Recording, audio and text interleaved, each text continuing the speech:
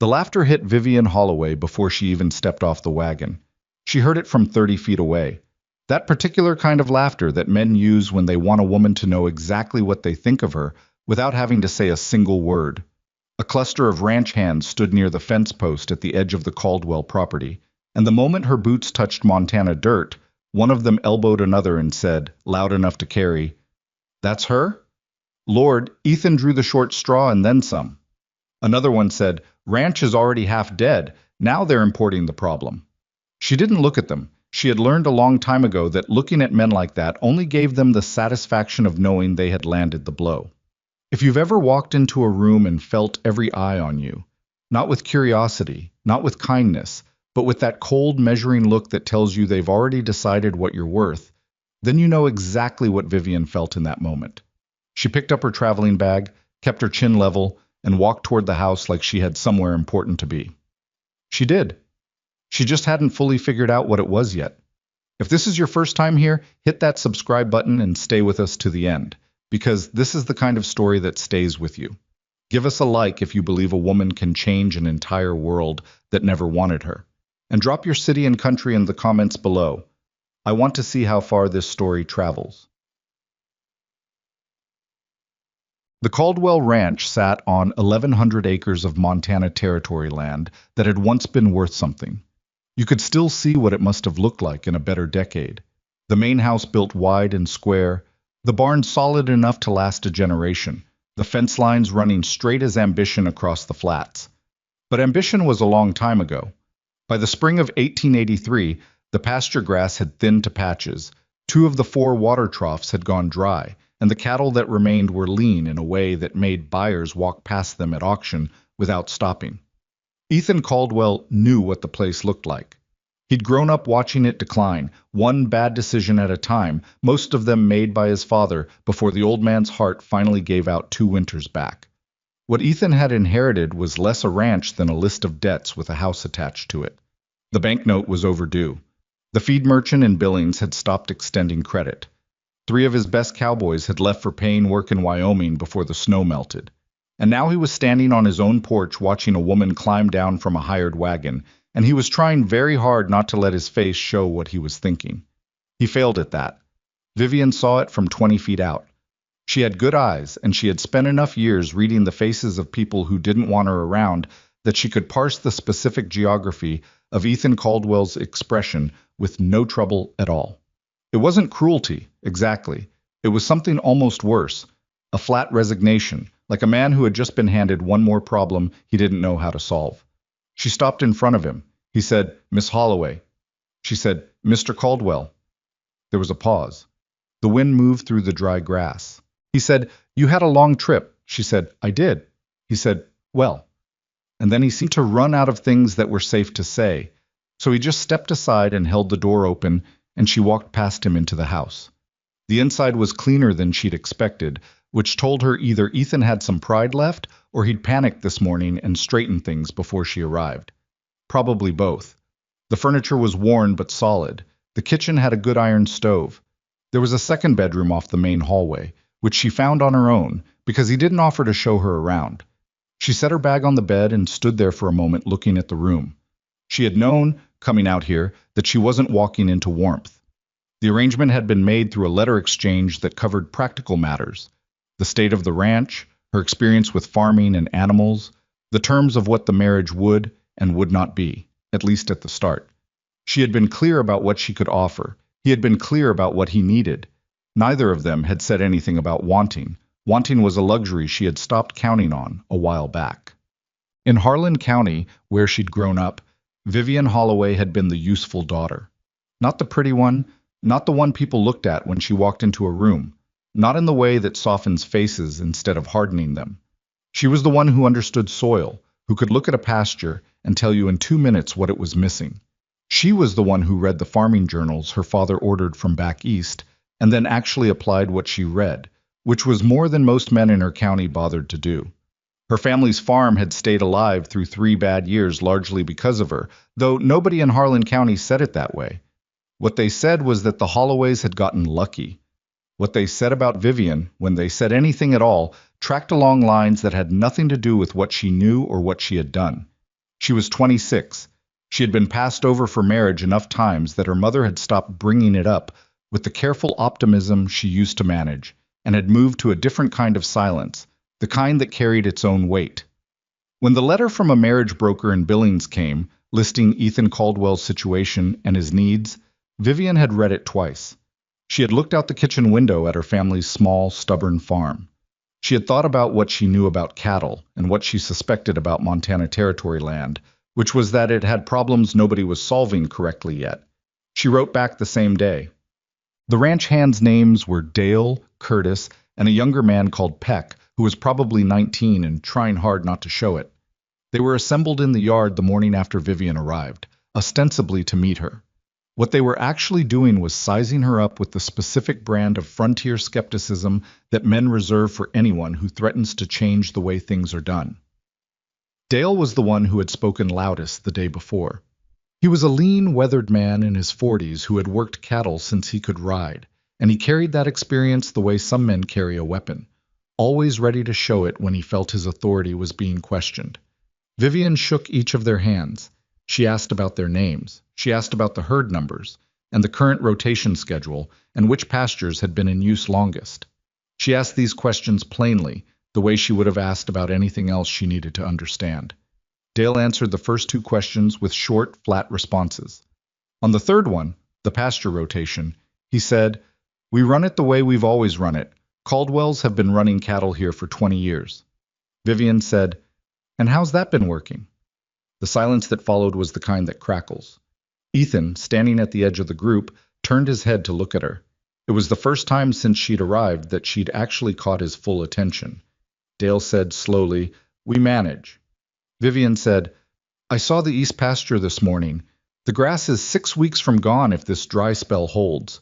I'd like to walk the perimeter of the property this afternoon, if someone can show me the fence lines." Nobody moved immediately. She looked at Peck, who seemed the least committed to the general atmosphere of resistance. "Would you have time for that?" Peck looked at Dale. Dale looked at his boots. Then, with the particular paralysis of a man who can't find a reasonable objection fast enough, he said nothing. Peck said, "Yes, ma'am." The walk took 3 hours. Vivian didn't talk much. She looked. She crouched twice to pick up soil and crumble it between her fingers. She stood at the fence line on the north edge for a long time, looking at the draw that ran dry 50 yards past the property boundary, and she asked Peck how often that draw ran water. Peck said, "Couple times a year maybe, spring melt, sometimes after a hard rain." She asked where it ran from. He pointed west toward the higher ground. She asked whether anyone had ever looked at running a lateral channel to hold runoff closer to the property. He stared at her like she had asked whether anyone had ever considered building a flying machine. "No, ma'am," he said. She nodded and kept walking. By the time they got back to the house, her boots were dusty and her mind was working through calculations she hadn't put language to yet. She sat at the kitchen table after supper. Ethan had eaten quickly and gone to his office, which was what he seemed to do when he didn't know what to do. And she opened the ledger book she had brought from home, the one she kept records in, and she started writing. Not plans, not yet. Just observations. What she had seen, what it told her, what questions it raised. She wrote for 2 hours. The first real conversation she had with Ethan happened 3 days after she arrived, and it happened because he walked into the barn while she was examining one of the breeding bulls and couldn't easily turn around and leave without it being obvious. He stood at the stall door and watched her for a moment. She was running her hands along the animal's flank with the focused attention of someone who was actually looking for something, not just going through motions. He said, "You know cattle." It wasn't a question exactly, more like a recalibration. She said, "I know the theory better than the practice at this point, but theory gets you further than people think." She stepped back from the bull. "He's in good condition, better than I expected, given the herd numbers." Ethan said, "We put the most into the breeders. At least there's that." She looked at him. "Who made that call?" He said, "I did, about 2 years ago." She said, "That was the right call." Something moved in his expression. It wasn't quite surprise, but it was adjacent to it. The look of a man who had stopped expecting anyone to tell him he'd done something right. He said, "The men don't think much of you being out here." She said, "I know." He said, Dale's been here 12 years. She said, I understand that. He said, I'm not. He stopped. Started again. I'm not saying they're right. I'm saying it's going to be a problem. She looked at him for a moment, directly, the way she'd learned to look at people who were trying to tell her something they couldn't quite bring themselves to say plainly. Are you telling me to give them less reason to object, or are you telling me you think they have a point? He held her gaze for 3 seconds. Then he said, I'm telling you that I need this ranch to work, and I don't have room for a fight on 2 fronts. She said, then make sure the fight is only on 1 front. He said, what does that mean? She said, it means if you back them up against me, you'll lose what I can do here. If you don't, you might lose their goodwill for a while. I'd suggest thinking about which one costs you more. She went back to looking at the bull. Ethan stood at the stall door for another moment. Then he left without saying anything else. But he didn't say she was wrong, either. The Greer brothers arrived on a Thursday. There were 3 of them, Franklin, who was the eldest and did the talking, and 2 younger ones who stood slightly behind him the way enforcement stands behind a threat. They rode in on good horses with their boots clean, which told Vivian they hadn't come from working. Ethan met them in the yard. Vivian was near the barn, close enough to hear without appearing to listen. Franklin Greer said, with the rehearsed warmth of a man who practices his expressions, Ethan, wanted to come by personally. We've heard things have been tight out here since your father passed. Ethan said, we're managing. Franklin said, of course you are. You're a Caldwell. But I want you to know our offer stands. Still at 80 cents on the dollar for the western acreage, and we'd take the water rights as part of the deal, give you some breathing room. Ethan said, I told you last fall, the land isn't for sale.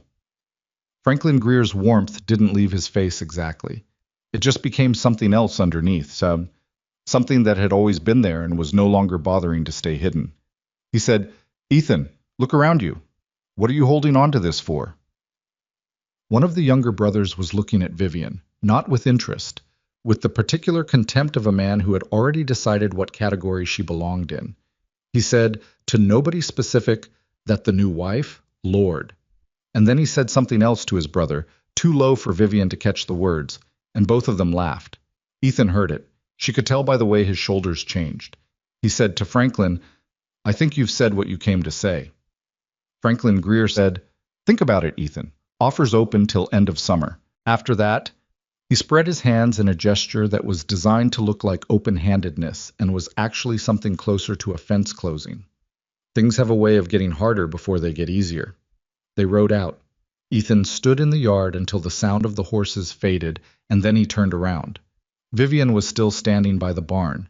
He looked at her. She said, the water rights. He said, what about them?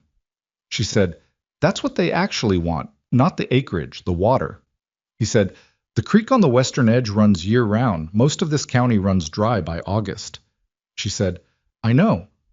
He looked at her for a long moment. Then he said, do you know what they'd do with it? She said, I have a guess, but I'd need to look at the deed records to be sure. Can you get me into the county records office? He said, what are you thinking? She said, I'm thinking that if the Greers want something badly enough to make a personal call with both their brothers in tow, there's a reason they want it now.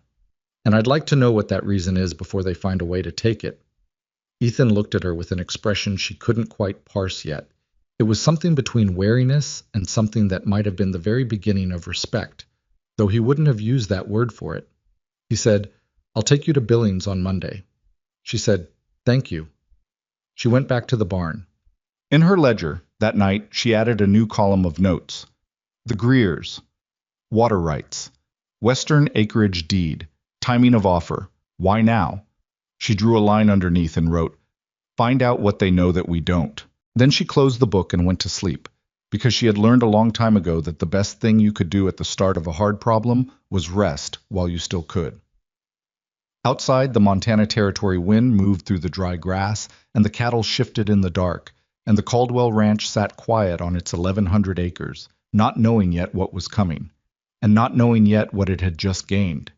The county records office in Billings smelled like old paper and lamp oil, and the clerk behind the counter looked at Vivian with the same expression she had been collecting since she arrived in Montana. That particular flicker of assessment that men performed when a woman showed up somewhere they hadn't expected her to be. She ignored it the way she ignored most things that couldn't help her, and asked for the deed records on the western parcels bordering Caldwell land. The clerk looked at Ethan. Ethan said, "She's asking you." The clerk looked back at Vivian, recalibrated, and went to find the records. Ethan stood beside her at the counter with his hat in his hands and his jaw set in the way she had already come to recognize as his version of patience: tight, controlled, costing him something.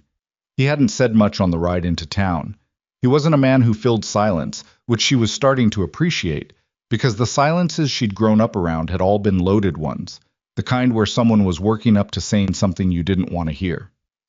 Ethan's silences were different. They were just quiet. The clerk came back with 2 ledger books and a stack of deed documents folded in thirds. Vivian spread them on the counter and started reading. Not skimming, reading the way she read everything, which meant going slowly enough to catch what was actually there rather than what she expected to find. It took her 20 minutes. Ethan waited. The clerk drifted to the far end of the counter and pretended to have something to do there. What Vivian found was this. 18 months ago, a land-holding company registered out of Helena had quietly purchased 4 separate parcels in the county, each one bordering a different section of creek-fed land. The purchases were filed under different names, a pattern that would have looked like nothing to anyone who wasn't comparing them side by side. But laid out together, the parcels formed a rough arc around the only reliable water source in the eastern quarter of the territory. The Greer brothers were listed as principals of the Helena Company. She stood with her finger on the relevant line for a moment, not because she needed to keep reading it, but because she wanted to be sure her thinking was right before she said anything. Then she said, "They're not trying to buy us out because we're failing. They're trying to buy us out because we're the last piece they need." Ethan leaned over and looked at where she was pointing. He was quiet for 5 seconds. Then he said, "If they hold all that land," she said, "they control access to the water for every small ranch in this part of the territory. They can set the terms, lease rates, access fees, whatever they want." She folded the document back carefully.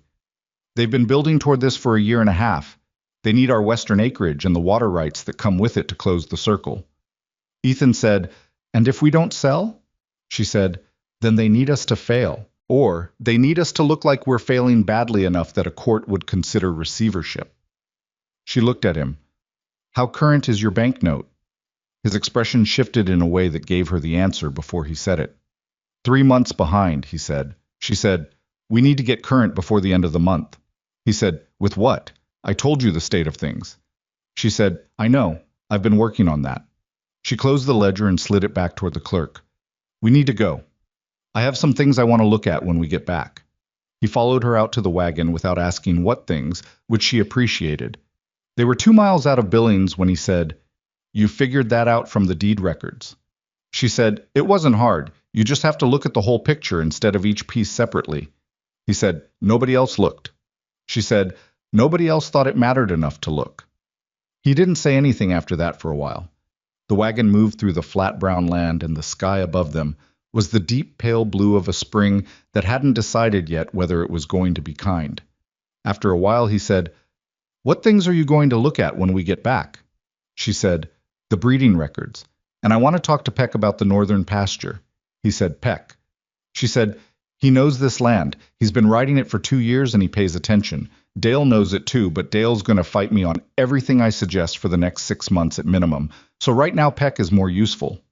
Ethan said, "Dale isn't a bad man." She said, "I didn't say he was. I said he's going to fight me." She shifted on the wagon seat. Bad and obstructive aren't the same thing. Ethan made a sound that might have been the beginning of a laugh, cut off before it fully arrived. It was the closest thing to one she'd heard from him. She filed that away without mentioning it.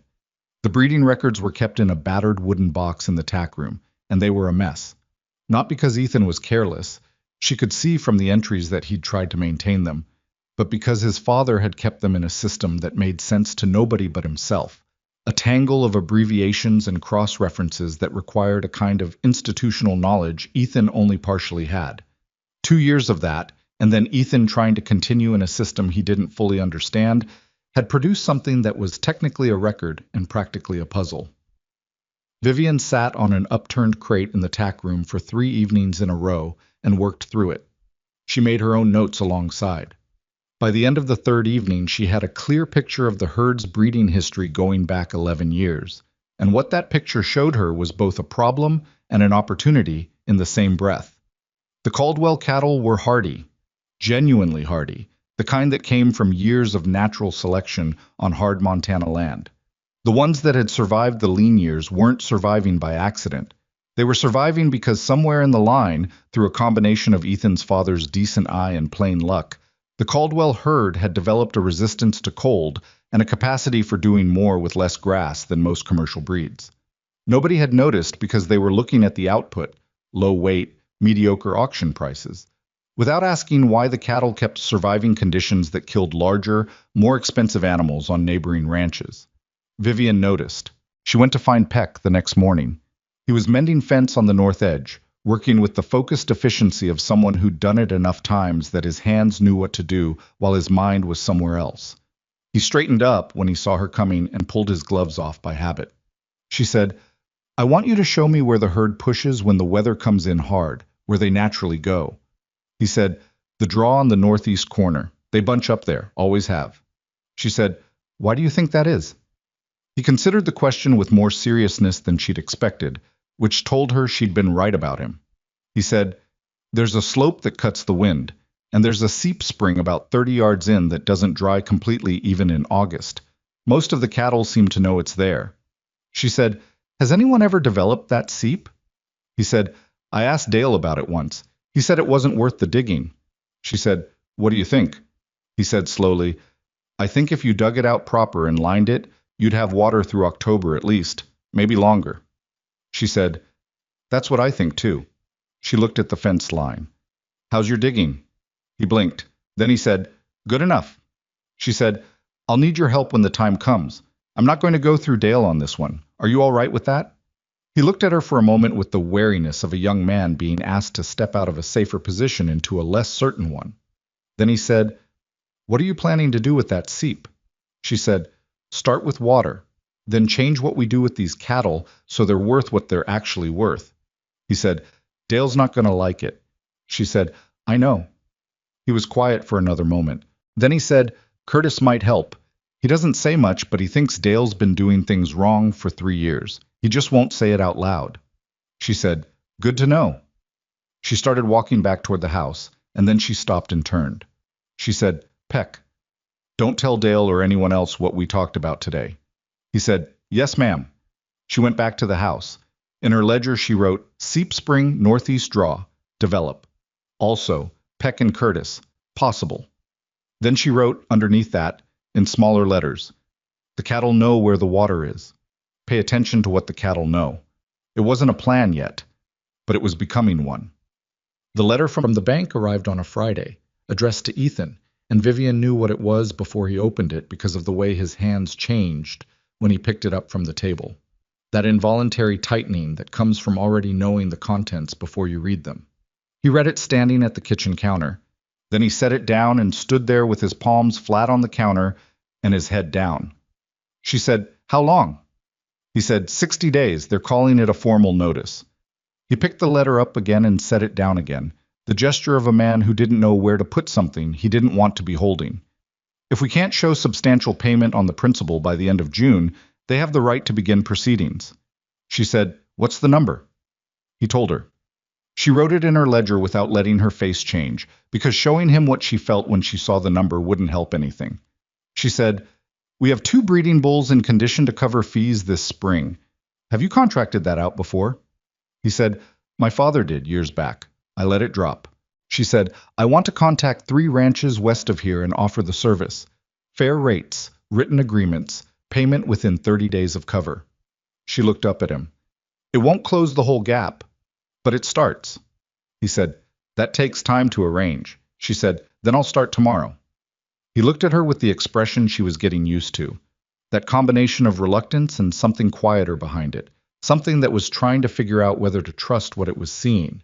He said, "Vivian, this place is in bad shape. I want you to understand that. I'm not—" He stopped, tried again. "I don't want you to put your effort into something and then have it not be enough." She said, "Do you want me to stop?" He said, "No." She said, "Then let me work." He said, "I'm trying to tell you I'm grateful." She looked at him. He looked back at her. It was an awkward moment, the way honest moments between two people who don't know each other yet often are. Both of them standing slightly outside of what they meant, trying to get closer to it without saying too much. She said, "I know."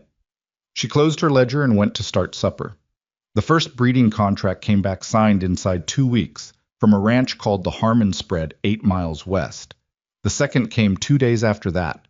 The third took longer because the rancher's wife had opinions about contracting with a woman, but eventually the rancher's practical interest outweighed his wife's social ones, and the letter arrived with a signature and a deposit. It wasn't enough to satisfy the banknote, but it was enough to show movement, which Vivian knew was sometimes all a bank needed to see. Not that you had money, but that you were moving toward having it, and that the movement had a plan behind it. She drafted the letter to the bank herself and showed it to Ethan before she sent it. He read it twice. He said, "You write like a lawyer." She said, "I write like someone who learned early that a poorly written letter costs you more than a poorly worded argument." He said, "Where'd you learn that?" She said, "My father lost a water dispute once because the letter he wrote to the county commissioner had a sentence in it that could be read two ways. I was 13.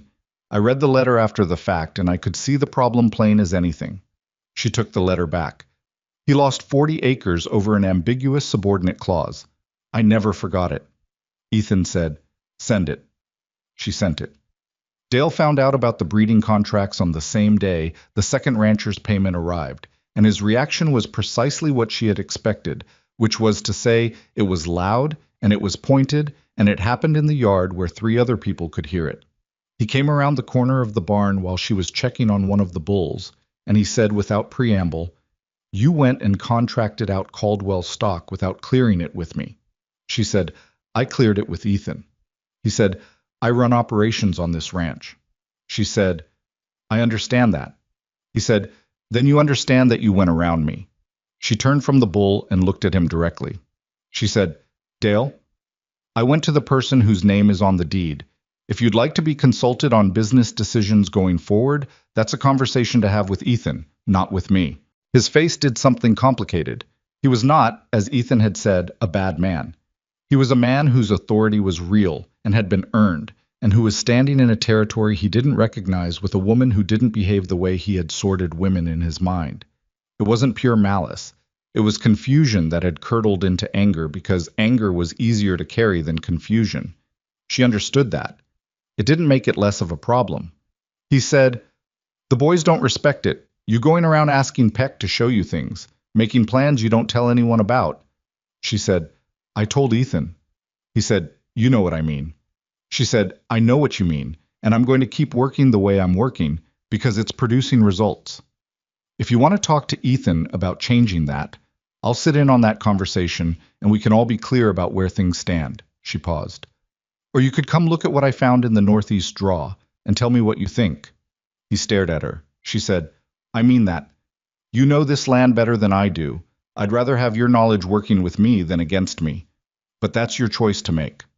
He said nothing for a long moment. Then he turned and walked away, back toward the equipment shed, and she heard him say something under his breath that she didn't catch and didn't try to. But he didn't go to Ethan that day. And he didn't go the next day either. The work on the seep spring started in the second week of May, with Peck doing the main digging and Curtis helping on the days when his other work allowed. Vivian had sketched the layout for a small cistern structure in her ledger. Not complicated, nothing that required materials they didn't have on hand. And she walked Peck through it the first morning with a patience that surprised him, she could tell, because he kept looking at the sketch and then at her and nodding slowly, like a man revising his understanding of something as he went. Dale walked past the draw twice that first week and didn't stop. The third time, he stopped. He stood at the edge of the work for a long moment, looking at what they'd done so far. The excavated basin, the sloped edges Vivian had specified to slow the water and prevent the banks from eroding, the start of the stone-lining Peck, had been laying with more care than she'd expected from someone his age. He said, without looking at her, "You're lining it with flat stone." She said, "Less sediment in the water." He was quiet for a moment. Then he said, "My uncle did something like this in Nebraska, 20 years back." She said, "Did it work?" He said, "For about 6 years. Then a flood took it." She said, "We're higher here than the flood line from the creek, and we're angling the overflow east." She pointed. It'll drain before it can pool high enough to damage the stone. He looked at where she was pointing. He looked at the slope. He said grudgingly, the adverb was load-bearing, "That might work." She said, "I'd like your help checking the stone placement on the south edge. Your eye for level is probably better than mine." He looked at her. She looked back at him, steady and without any particular expression, just waiting. He picked up his gloves from his belt and put them on, and he walked down into the dig, and he didn't say anything else, and neither did she. And somehow that was the beginning of something. June came in hot and dry. The grass that had been thin in April was thin in a different way now. The kind of thin that has a word underneath it, the word being gone. Ranches to the south were already making decisions about reducing herd sizes. One operation 30 miles east sold off half their cattle at prices that made Ethan wince when he heard the numbers. Vivian watched the weather the way she watched everything, carefully, without announcing what she was thinking until she had thought it through far enough to be useful. She had a pattern in her head from the farming journals she'd read, a cycle she'd tracked across 5 years of published records, and what it told her was that the dry stretch they were in had maybe 6 weeks left before a shift. Maybe less. It also told her that the shift, when it came, was likely to come hard. She went to Ethan on a Tuesday evening after supper while he was going through the account book with the expression of a man counting losses. She said, "I want to move part of the herd." He looked up. She said, "The southern pasture is going to be gone by mid-July. If we move the breeding cows and their calves up to the northern grazing land now and rotate tight, we can stretch what's up there through August." He said, "The northern land is leaner. They'll lose condition." She said, "Less condition than if they try to graze bare dirt in the south." She sat down across the table from him. "And I want to start supplementing with the feed reserves earlier than you were planning." He said, "We don't have enough reserves to start early and last through fall." She said, "I know. I want to buy more." He said, "Vivian." She said, "I know how the numbers look. Listen to what I'm saying." She spread her hands flat on the table.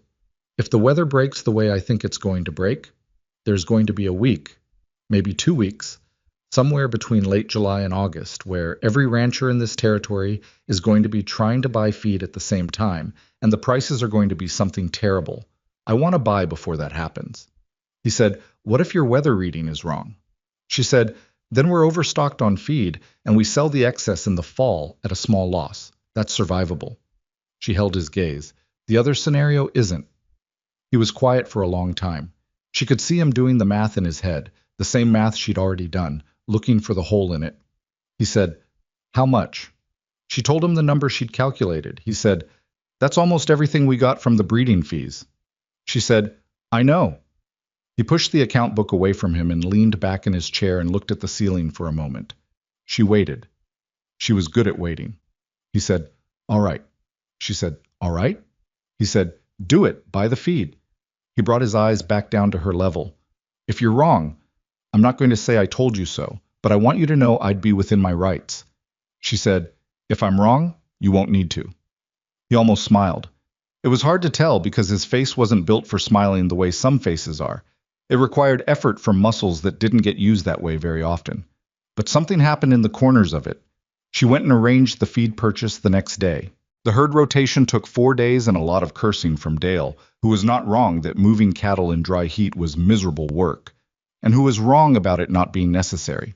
Vivian helped with the actual moving. This was not something she planned or strategized from the house. It was something she did on foot and on horseback alongside the men, which Peck later told Curtis, and Curtis later mentioned to Dale, who didn't say anything about it but stopped treating her comings and goings to the barn as an affront to the natural order. Small things. She had learned that small things accumulated into large ones if you were patient enough to let them. The feed arrived in 3 wagon loads across a week, and Ethan helped stack it in the secondary barn without being asked, which was its own kind of small thing. The week the last load arrived, Franklin Greer rode in alone. No brothers this time. That was interesting. He was pleasant in the way that expensive things sometimes are. Polished, calibrated, designed to make you feel something you hadn't decided to feel. He shook Ethan's hand and then looked at Vivian with the particular surprise of a man who had expected her to have faded into the background by now. He said, "Mrs. Caldwell, I hope you're finding Montana to your liking." She said, "I am." He said to Ethan, "I'll be direct. We've raised our offer. We're prepared to go to full dollar value on the western acreage, which is more than fair given current conditions." He looked out at the dry land with the expression of a man who had calculated every variable in a room and knows the room. "Things are getting hard out here. I'd hate to see you lose more than you have to." Ethan said, "The land isn't for sale." Greer said, "Ethan, be reasonable." Ethan said, "I am being reasonable. The land isn't for sale." Greer's pleasantness adjusted itself by a fraction. It was still pleasantness. He was too practiced for it to disappear entirely. But something at the edge of it sharpened. He said, "The banknote on this property is public record, you understand. Anyone paying attention can see where things stand." Vivian said, from where she was standing, "We're current on the note." Greer looked at her. She said, "As of 2 weeks ago, and we'll be ahead of it again by end of August." She held his gaze with the particular steadiness of a person who is not bluffing. "So if anyone paying attention looks at the record, that's what they'll see." Greer looked at her for 3 seconds. Then he looked at Ethan. Something passed across his face that was briefer and truer than anything else he'd shown them. Not anger exactly, but the reset of a man recalculating. He said, "Well." He resettled his hat. "Offer stands if you change your mind." He rode out. Ethan watched him go. Then he turned to Vivian and said, "Are we actually going to be ahead of the note by August?" She said, "If the breeding contracts pay on time and we sell 2 of the older steers at the July auction, yes." He said, "And if they don't?" She said, "Then we'll be current, not ahead." But I wanted him thinking we were in better shape than he expected. Ethan was quiet for a moment. Then he said, "You lied to Franklin Greer." She said, "I told him what I intend to make true. There's a difference." He looked at her for a long beat. Then he turned and walked back toward the barn, and she heard him say half to himself, "There might be." The summer bore down. The land cracked in the heat, and the creek on the western edge dropped by a third, which made Vivian's morning, and which she did not explain to anyone, because the explanation required the full context of what she knew about the Greers and water and the Helena Land Company, and she had learned that some information was more powerful when it stayed close. She was watching. She was always watching. The seep spring in the northeast draw produced water all through July. Not a torrent, a steady seep, reliable, enough to water 60 head without depleting it. Dale came and stood at the edge of it one afternoon and looked at it for a long time without saying anything. Then he said, "It's holding." She said, "It's holding." He said, "Didn't think it would." She said, "I know." He looked at her sidelong. He said, "How'd you know it would?" She said, "The cattle kept going to that corner even when we rotated them away. Animals don't go to dry ground by habit. They go because they know something is there." She looked at the water, slow and clear in the basin they'd built. "I trusted what they knew." Dale was quiet for a while. Then he said, "My father used to say the same thing, about horses." She said, "Your father sounds like he knew what he was doing." He said roughly, like a man who doesn't say such things easily, "He did." They stood there for a moment longer, the two of them, in the dry July heat, looking at the water that was supposed to not be there. It was not a friendship. It was something smaller and more durable than that. The particular respect that people develop when they've been wrong about each other in ways they don't fully want to admit. By August, the sky had taken on the flat white glare that Vivian had been watching for, the haze that sat just below the clouds, in a way that meant the clouds were working up to something. She had moved the last of the smaller calves up to the northern rotation 2 weeks before, ignoring the raised eyebrows, ignoring the questions she didn't feel like answering. On the 14th of August, the storm came in from the northwest. It wasn't rain. It was the kind of cold that arrives in August in Montana Territory when the weather decides to remind everyone of what this place actually is, a rolling front of temperature drop that moved through in 36 hours and left a hard frost behind it that nobody had called and nobody was ready for. Nobody except Vivian. The cattle were all in rotation on the northern land, close to the wind shelter of the draws, within reach of the developed water, on the supplemented feed she'd bought 6 weeks early. She and Peck and Curtis and Dale spent 36 hours rotating and covering and checking, not sleeping, not stopping, working in the cold with the particular grim focus of people who are fighting something together. Ethan was with them the whole time. She didn't have time to notice that until afterward. The fact that he'd been there in it, alongside her, not managing it from somewhere else. When the frost broke and they did their count, they had lost 4 cattle. 4 out of a herd that had started the summer already diminished. On the ranches to the south and east, the losses were catastrophic. A ranch 12 miles south lost 80 head in 2 days. The Greer operation itself, from what Ethan heard in Billings, had lost over 150. Dale was the first one to say it, and he said it to Ethan, not to her, because that was still how he did things. But he said it loud enough that she could hear from where she was standing, which she suspected was not entirely accidental. He said, 4 head, ranch down the road lost near their whole fall inventory. We lost 4 head. He paused. That's on her. Ethan looked across the yard to where Vivian was checking the condition of a breeding cow that had come through the frost, thin but intact. He said, I know it is. She didn't turn around. She ran her hands along the cow's flank and listened to the animal's breathing and made a note in her ledger about what she'd need to supplement the feed with over the next 2 weeks to bring the condition back up. She wrote, 4 lost. System held. Then she wrote underneath it, next, the breeding program. Start in the fall. The work wasn't done. It was never done. But for the first time since she'd stepped off that wagon and heard the laughter coming from 30 feet away, the ground underneath her feet felt like something she had put there herself. It wasn't solid yet, but it was holding. The news about the August frost traveled. The way bad news always traveled in Montana territory, fast, and with a kind of grim satisfaction from the people who hadn't been hit as hard. By the second week after the storm, ranchers were riding in from as far as 30 miles out to see the Caldwell herd with their own eyes, because the numbers being reported didn't seem possible, and men who worked cattle for a living didn't trust numbers they couldn't verify in person. Vivian was in the northeast draw checking the seep spring when the first of them came. She heard the horses from a distance and walked back to the yard to find Ethan talking to 2 men she didn't know, older ranchers, weathered in the specific way that Montana weather produces, faces like the land itself, all the soft parts worn away. They were looking at the herd in the northern pasture with expressions she had learned to read, the particular combination of reluctant belief and recalculation that meant someone was revising a position they'd held for a long time. One of them, a heavy-set man with a gray beard and a deliberate way of speaking, said to Ethan, 4 head, that's what I'm hearing. Ethan said, that's right. The man said, I lost 32. Harmon down the road lost near 60. Greer outfit lost over 150, though they're not saying that number out loud. He looked at the cattle for another moment. What happened here? Ethan said, we moved the herd early and supplemented the feed before the frost came. The man said, who called the frost that far out? There was a beat of silence. Ethan said, my wife did.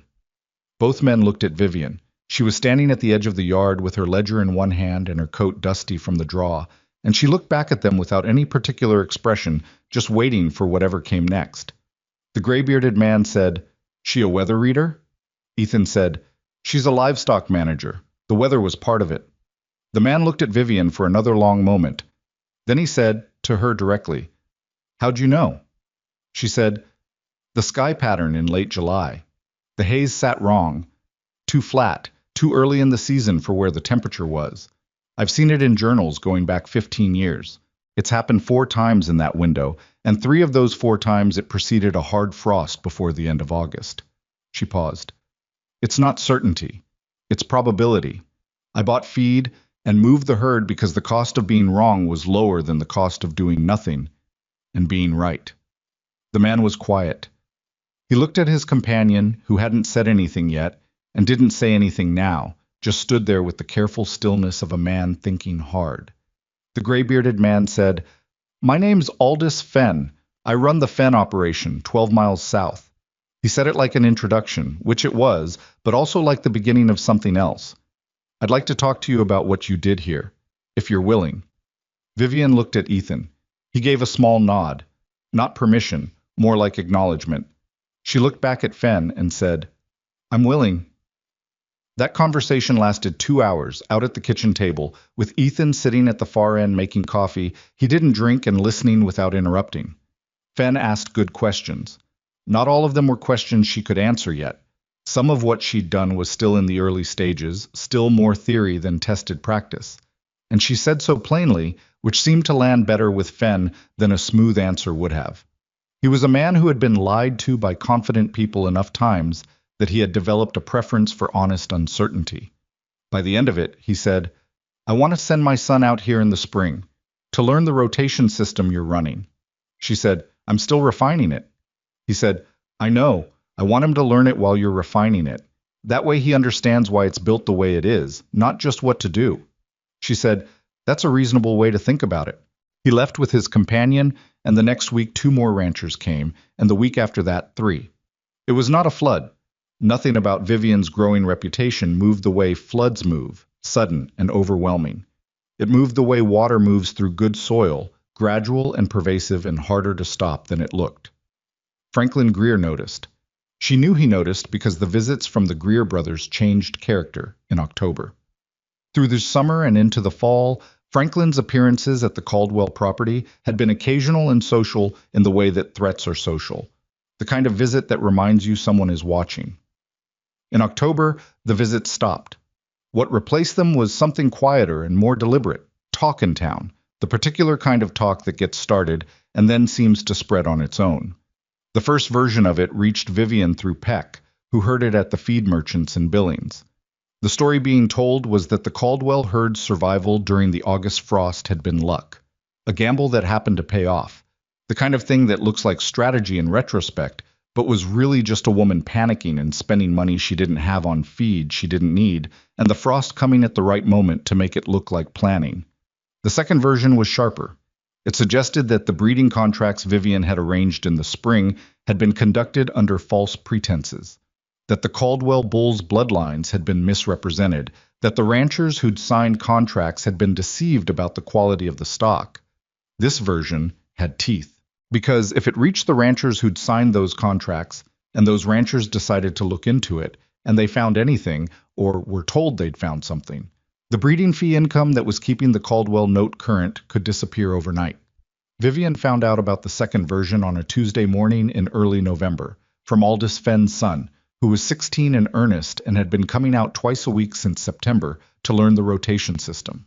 His name was Henry, and he had his father's directness and his mother's discomfort with delivering bad news, which meant he got to the point eventually, but took a winding road to get there. He said, standing in the barn doorway with his hat in his hands, I heard something in town yesterday that I think you should know. She said without stopping what she was doing, Tell me. He told her. She listened without interrupting, finished what she was doing with the feed measurement she was in the middle of, wrote the number in her ledger, and then looked up.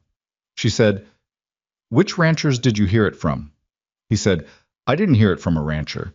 I heard it from one of the Greer hands at the livery stable. He was telling it to someone I didn't know. She said, Did he know you were listening? Henry said, I don't think so. She said, Good. Don't tell anyone else you heard it. Not yet. She looked at the ledger for a moment, thinking. Henry, does your father keep his signed contracts? He said, Yes, ma'am. He keeps everything. She said, I'm going to need to ask him something. Can you ride home and ask him to come by this week if he has time? He said, I can do that. He left, and Vivian stood alone in the barn for a few minutes, turning the situation over in her mind the way she turned problems over, looking at each side, weighing what was solid and what wasn't, finding the places where the logic either held or didn't. The breeding contracts were clean. She knew they were clean because she had written them herself, carefully, with the specific bloodline documentation attached, and she had kept copies of everything. If someone wanted to claim misrepresentation, they would have to argue against her own documentation, which was thorough enough that any straight reading of it would show the opposite. But that assumed a straight reading, and the Greers, from everything she had seen, were not interested in straight readings. She went to find Ethan. He was in his office, which was what he called the small room off the main hallway, where he kept the account books and the correspondence he hadn't answered yet. The room always had a particular smell, paper and leather, and the faint residue of the pipe tobacco his father had smoked, which had soaked into the wood so deeply that no amount of time had gotten rid of it. She told him what Henry had reported. She told it straight, without editorial, and watched his face as she spoke. When she finished, he was quiet for a moment. Then he said, They're going after the breeding contracts. She said, That's what it looks like. He said, Can they make it stick? She said, Not if the ranchers who signed the contracts look at the documentation I gave them. The bloodlines are documented back 8 years. It's all there. She sat down across from him. But the Greers don't need to make it stick legally. They just need to make the ranchers nervous enough to delay payment or pull back from renewing. That would be enough to put us back behind on the note. He said, "What do we do?" She said, "I want to go see the ranchers who signed contracts, personally, before they hear the rumor from someone else, if possible." He said, "All three of them?" She said, "All three, and I want to bring copies of the documentation." She looked at him. "I want you to come." He said, "Why?" She said, "Because this is your ranch and your name on those contracts. And because some of these men will hear it differently coming from you alongside me than from me alone." She said it without resentment, because it was just true. The particular geometry of how trust moved between people in this territory, the paths it took, and the ones it didn't, and there was nothing to be gained from pretending otherwise. "I'm not asking you to front for me. I'm asking you to stand beside me. There's a difference." He looked at her for a moment with an expression she was coming to know better, the one that appeared when she said something that landed somewhere he hadn't expected. He said, "All right, when do you want to go?" She said, "Tomorrow. We start with Harmon, since he's closest. Then Fenn, then Beaumont." He said, "Beaumont's wife." She said, "I'll handle Mrs. Beaumont." He almost smiled again. Almost. They rode out the next morning before full light, and by the time they reached the Harmon spread, the sun was clearing the eastern ridge, and the air had the particular cold clarity of a November morning in Montana that makes everything look very far away and very close at the same time. Harmon was already in his yard when they arrived, which either meant he was an early riser or he had seen them coming, and from the look on his face it might have been both. He was a compact man in his 50s who had the habit of assessing people from their feet up before he got to their face, and he did it now, boots to belt to shoulders to eyes, and then said, "Ethan, Mrs. Caldwell." Not unwelcoming, careful. Vivian said, "Mr. Harmon, I want to show you some documentation, and I'd like to do it inside if that's all right." He looked at her for a beat. Then he said, "Come in then." Inside, at his kitchen table, she laid out the breeding documentation in order. She didn't explain it in a rush. She went through it methodically, pointing to each element, letting him read what he was reading rather than trying to tell him what to see. She had found over the years that people trusted their own eyes more than they trusted someone else's summary, and that the best way to demonstrate something was to let the thing demonstrate itself. Harmon read carefully. He was not a fast reader, but he was a thorough one. When he reached the bloodline records, he said, "This goes back to 75. She said, 8 years. "Yes." He said, "Greer outfit sent a man around 2 days ago, telling a story about misrepresentation." She said, "I know." He said, "You know." She said, "I found out yesterday. That's why I'm here today." He looked at her. He looked at the documentation. He said, "This is clean." She said, "It is." He said, "Why would Greer waste his man's time with a story that falls apart the minute someone looks at the paperwork?" Ethan said, "Because most people don't look at the paperwork." Harmon sat with that for a moment. Then he said, "They know I'm thinking about renewing in the spring." Vivian said, "Are you still thinking about it?" He said, "I'm thinking about it differently now." He tapped the documentation with one finger. "Can I keep a copy of this?" She said, "I brought one for you." He looked at her with an expression that was something close to appreciation, though men like Harmon delivered appreciation the way they delivered most things, understatedly, in small packages. He said, "You came prepared." She said, "I try to." The Fenn visit was easier because Aldous Fenn had already heard the rumor and had already dismissed it, partly because of what Henry had told him, and partly because Fenn was a man who made his own assessments and didn't revise them easily based on secondhand stories from people with obvious interests. He took the documentation copy and said, "I'll keep this, in case anyone else raises the subject." Then he said to Vivian, "You should know that 2 more ranchers have asked me about your rotation system. I've been telling them to come see you directly." She said, "I appreciate that." He said, "It's not charity. I want to see if what you're building holds up over a few seasons. More operations running the system means more data to compare." She said, "That's exactly right." He looked at her with a kind of slow approval that reminded her of her father on the rare occasions when she'd done something he hadn't thought of first. He said, Come back in the spring with that breeding program you mentioned. I want to hear the full plan. She said, I will. The Beaumont visit was the one she'd been carrying in the back of her mind since the night before, turning it over without quite committing to how she'd handle it. Margaret Beaumont was not someone who could be managed with documentation.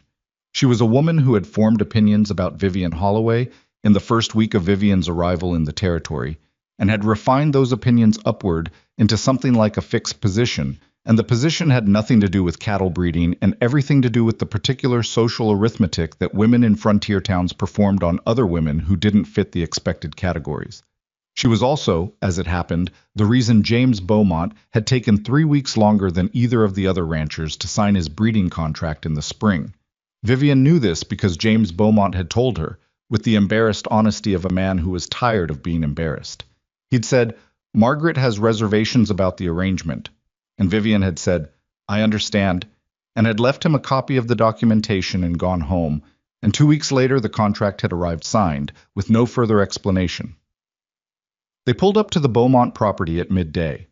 Margaret Beaumont was on the porch before they got down from the wagon, which told Vivian she had also been seen coming. She was a tall woman, straight-backed, with the kind of face that had probably been pretty once, and had moved past that into something more durable. She looked at Vivian with the expression of a person who has prepared something. She said, Mrs. Caldwell. The way she said it managed to contain, in just 3 syllables, the entire question of whether the title was legitimate. Vivian said, Mrs. Beaumont, thank you for seeing us. Margaret said, James is in the barn. Vivian said, I'd like to speak with you first, if you don't mind. Margaret looked at her. Something shifted very slightly in her posture. Not softening, more like a woman who has set up a particular kind of defense and has just been told the attack is coming from a different direction than expected. She said, All right. Ethan, with the instinct of a man who understood his role in this specific moment, said, I'll go find James, and walked toward the barn without being asked, which was exactly right. Vivian sat down in the chair Margaret gestured toward on the porch. Margaret sat across from her and folded her hands and waited. Vivian said, I want to be straightforward with you. The Greer outfit is spreading a story about misrepresentation in the breeding contracts. It's not true, and I have documentation that shows it isn't true. I'm going to leave a copy with James. She paused. But that's not the main reason I wanted to talk to you. Margaret said, What is the main reason? Vivian said, Because I think you have influence with James, and I'd rather you understand what I'm actually doing out here than make decisions based on what someone else is saying about it. Margaret was quiet for a moment. Then she said, with a precision that had probably cut people before, You think I've been working against you? Vivian said, I think you had concerns and you expressed them to your husband. That's not working against someone. That's how a marriage is supposed to function. Margaret looked at her with an expression that was harder to read than most. She said, You're not what I expected. Vivian said, I know. Margaret said, The women here, the ranch wives, they talk about you. Vivian said, I imagine they do. Margaret said, Some of it isn't kind. Vivian said, I'm aware. Margaret said, It doesn't seem to bother you. Vivian said, It bothers me. I just can't afford to let it slow me down. There was a silence. The wind moved across the porch between them. Margaret looked out at the yard with the expression of a woman rearranging things in her mind, the way you rearrange furniture when you realize the room was set up wrong. She said finally, What is it you're actually trying to build out there? Vivian said, A breeding program using the cold hardiness in the Caldwell bloodlines, combined with a cooperative water management system across the smaller ranches in this part of the territory. She said it plainly, not pitching it, not softening it. The Greers are trying to control water access in this county. If they succeed, every small operation pays whatever they decide to charge, or sells. I'm trying to build something that makes that control impossible. Margaret looked at her for a long moment. Then she said, James's grandfather started this ranch with 40 head and a leaking roof. Vivian said, I know. He told me. Margaret said, He doesn't talk about that to people. Vivian said, He mentioned it when he came to look at the bulls. He was making a point about starting small. Margaret was quiet again. Then she said, I'll talk to James about the contract renewal. She said it in a tone that didn't invite a response, so Vivian didn't give one. She just said, "Thank you, Mrs. Beaumont," and left it there. When James and Ethan came back from the barn 20 minutes later, they found the two women sitting on the porch drinking coffee that Margaret had gone inside and made, and the conversation between them had moved to the subject of winter preserving, which was either completely unremarkable or the most significant thing that had happened on the Beaumont property all year, depending on how you were reading the situation. Ethan glanced at Vivian. She gave him nothing. He was learning to read her the way you learn to read uncertain weather, by watching carefully and not committing to an interpretation too soon. The contract renewal came back signed before December. What came in December instead, and quietly, was the first evidence that the Greers were done with persuasion. Two of Vivian's breeding bulls were found with their water trough contaminated. Not enough to kill them, but enough to make them sick and throw their condition back by 3 weeks at a critical time in the winter preparation cycle. Peck found it when he noticed the animals were off their behavior and checked the trough, and the smell told him before anything else that something had been put in the water that shouldn't be there. Dale said, standing over the trough, with his jaw set tight. "That's deliberate." Vivian said, "Yes." He said, "Greer."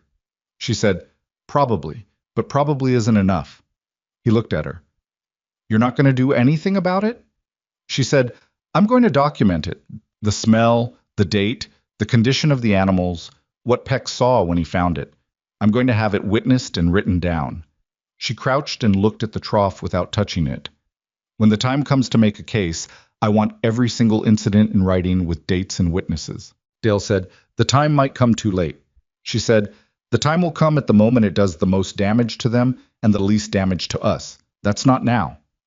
Dale looked at her with the particular expression he'd developed over the past months.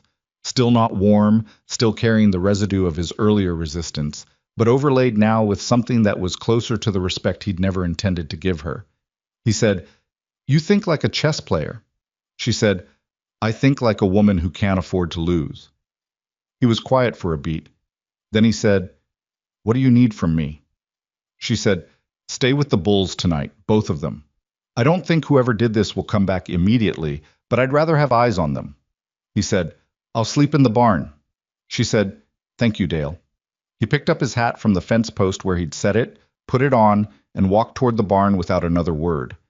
And that particular act done without negotiation, without being asked twice, was the moment she understood that something between them had permanently shifted. The incident with the water trough was followed, 2 weeks later, by a missing supply shipment. Vivian had arranged a delivery of specialized mineral supplement from a merchant in Helena, something she'd been sourcing for the breeding program, not cheap and not easy to replace quickly. The merchant's record showed it had shipped. The freighter's record showed it had been picked up. It never arrived. Ethan spent 3 days trying to trace it. What he found was a gap in the chain. The load had been transferred at a way station 40 miles out, and from there the record dissolved into a story about a paperwork mix-up that had the particular smoothness of a story that had been prepared in advance. He came back from the 3rd day of tracing it looking the way he looked when something had cost him more than he wanted to show. He said, "It's gone." She said, "I know." He said, "I'm sorry. I couldn't." She said, "It's not your fault. It's a message." She was already writing in her ledger. Trough contamination, water access documentation in Billings, the breeding rumor, and now this. They're not trying to bankrupt us anymore. They're trying to exhaust us. Make everything harder until we make a mistake or give up. Ethan sat down across from her. He said, "What do we do?" She said, "We don't make a mistake, and we don't give up." She looked up from the ledger. "But I need to move faster on the cooperative idea. If we're the only operation standing between the Greers and what they want, we're exposed. We need more ranchers in the same position we're in." He said, "Fen." She said, "Fen first. Then the others who've been coming to learn the rotation. There are 7 operations now who are running some version of our system. If I can get them into a formal arrangement, shared water management, collective documentation of any interference, joint contracts for the breeding program, then attacking us means attacking all of them." He said, "They'd have to agree." She said, "I know." He said, "Some of them are going to be skeptical of a formal arrangement. These are independent men. They don't like being tied to other people's operations." She said, "I know that too." She closed the ledger. "That's why the arrangement has to look like shared strength, not shared obligation. Every man who signs on has to feel like he's getting something, not giving something up. He said, "How do you make it feel that way?" She said, "By making it actually be that way." He looked at her. Then he said, "When do you want to do this?" She said, "Spring. I want to spend the winter building the case, the water documentation, the breeding results, the cost comparisons for ranches running the rotation system versus those that aren't. I want every number I can put in front of them to be solid." She paused. "And I need you to help me." He said, "I'm not good with the numbers the way you are." She said, "I don't need you for the numbers.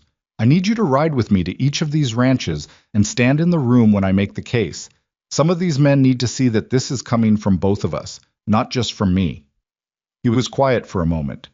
She could see him working through something, not reluctance, something more complicated, something that had to do with the fact that what she was describing was a rearrangement of how he saw himself in relation to this ranch and this marriage, and that rearrangement was not entirely comfortable even if it was right.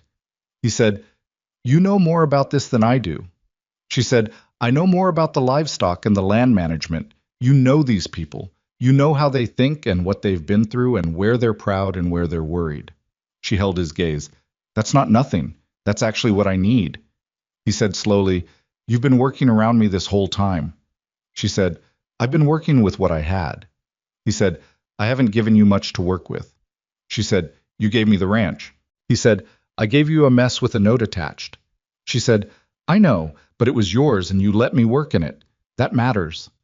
There was a silence between them that was different from the earlier ones. Not empty, not guarded, but full of something that neither of them had a clean word for yet.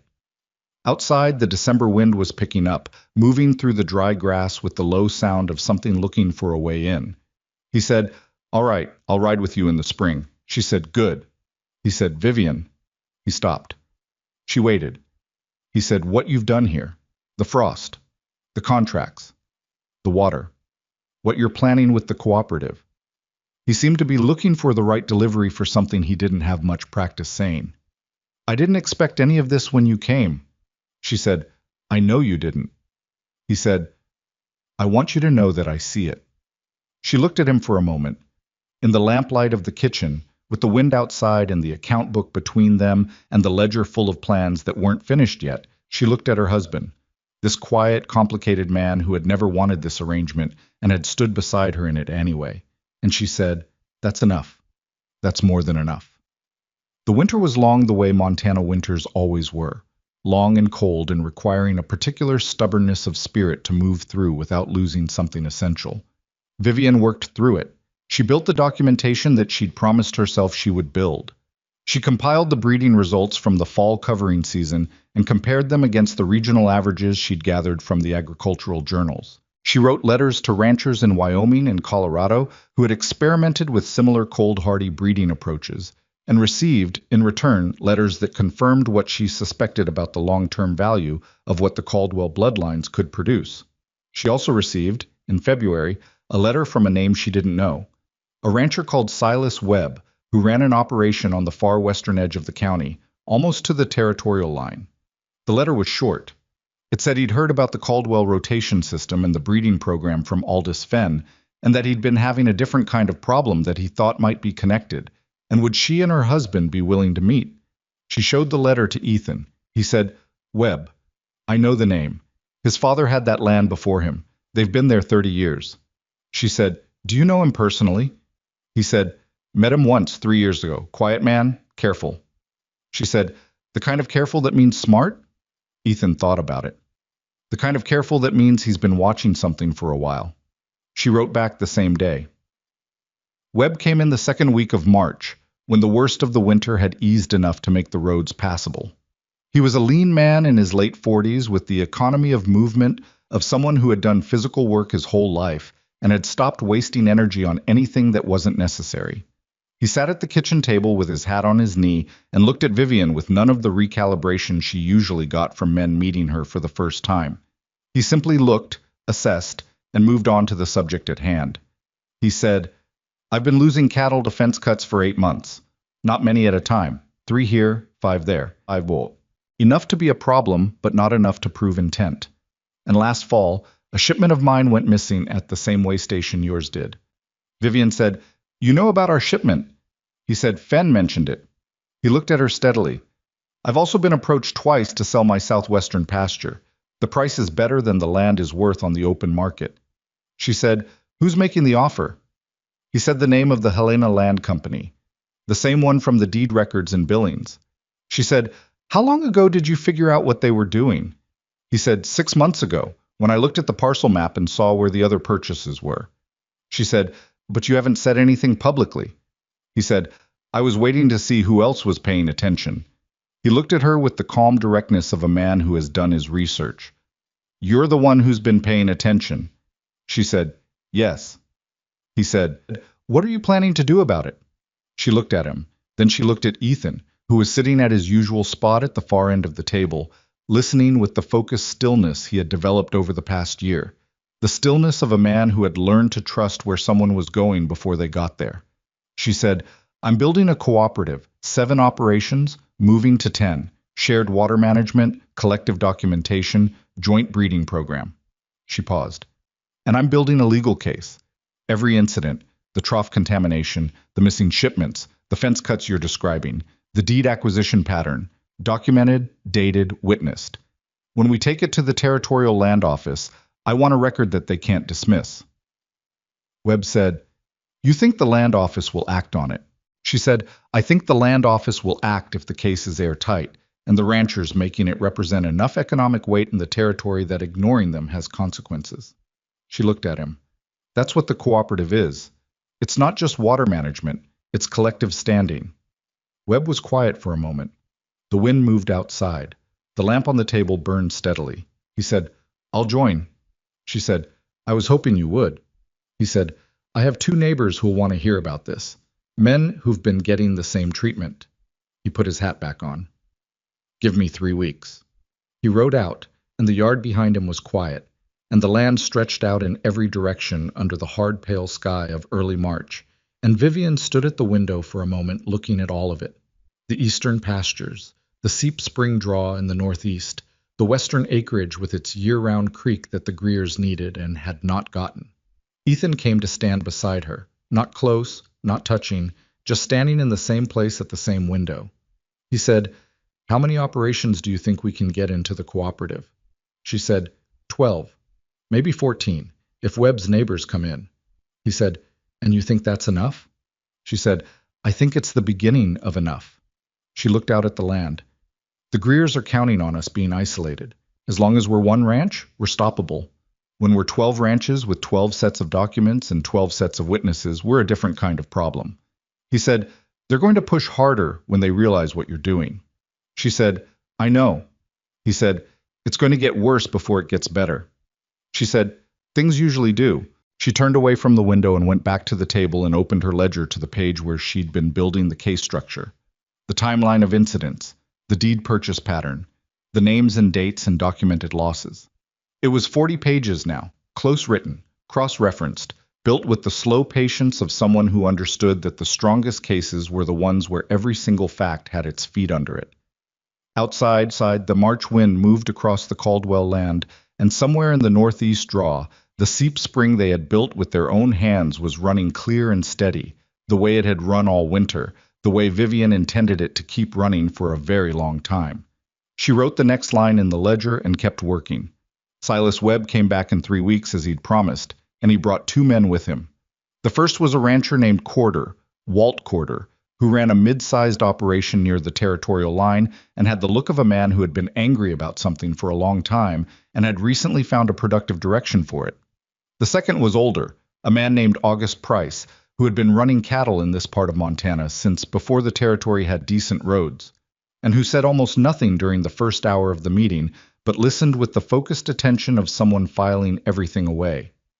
They sat around the Caldwell kitchen table, 7 people counting Ethan and Vivian and Aldous Fenn, who had ridden over when he heard Webb was coming back with company. The table wasn't quite big enough, and someone had brought in a chair from the bedroom, and the whole arrangement had a provisional, improvised quality that Vivian thought was probably appropriate for a meeting that was itself provisional and improvised.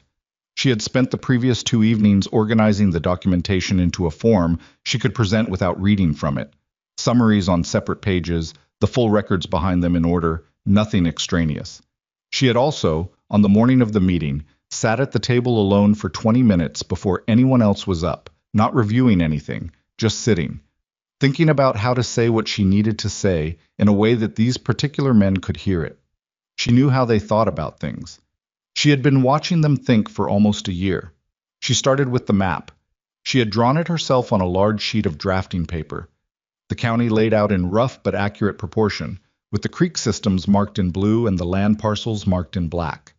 The Greer-connected purchases were shaded in gray. When she spread it on the table and the 7 people in the room leaned in to look at it, there was a silence that had a specific quality, the silence of people seeing something they had suspected but hadn't been able to see whole until this moment.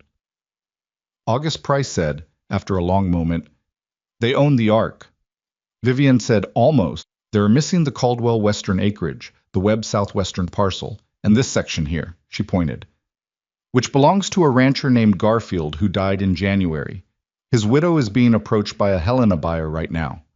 Corder said, "The Helena Company." She said, "Yes." Fenn said, "How do you know about the widow?" She said, "She wrote to me. She'd heard from Webb that I was the person to contact if you were being pressured to sell." Webb said, without inflection, "I may have told a few people that." She looked at him.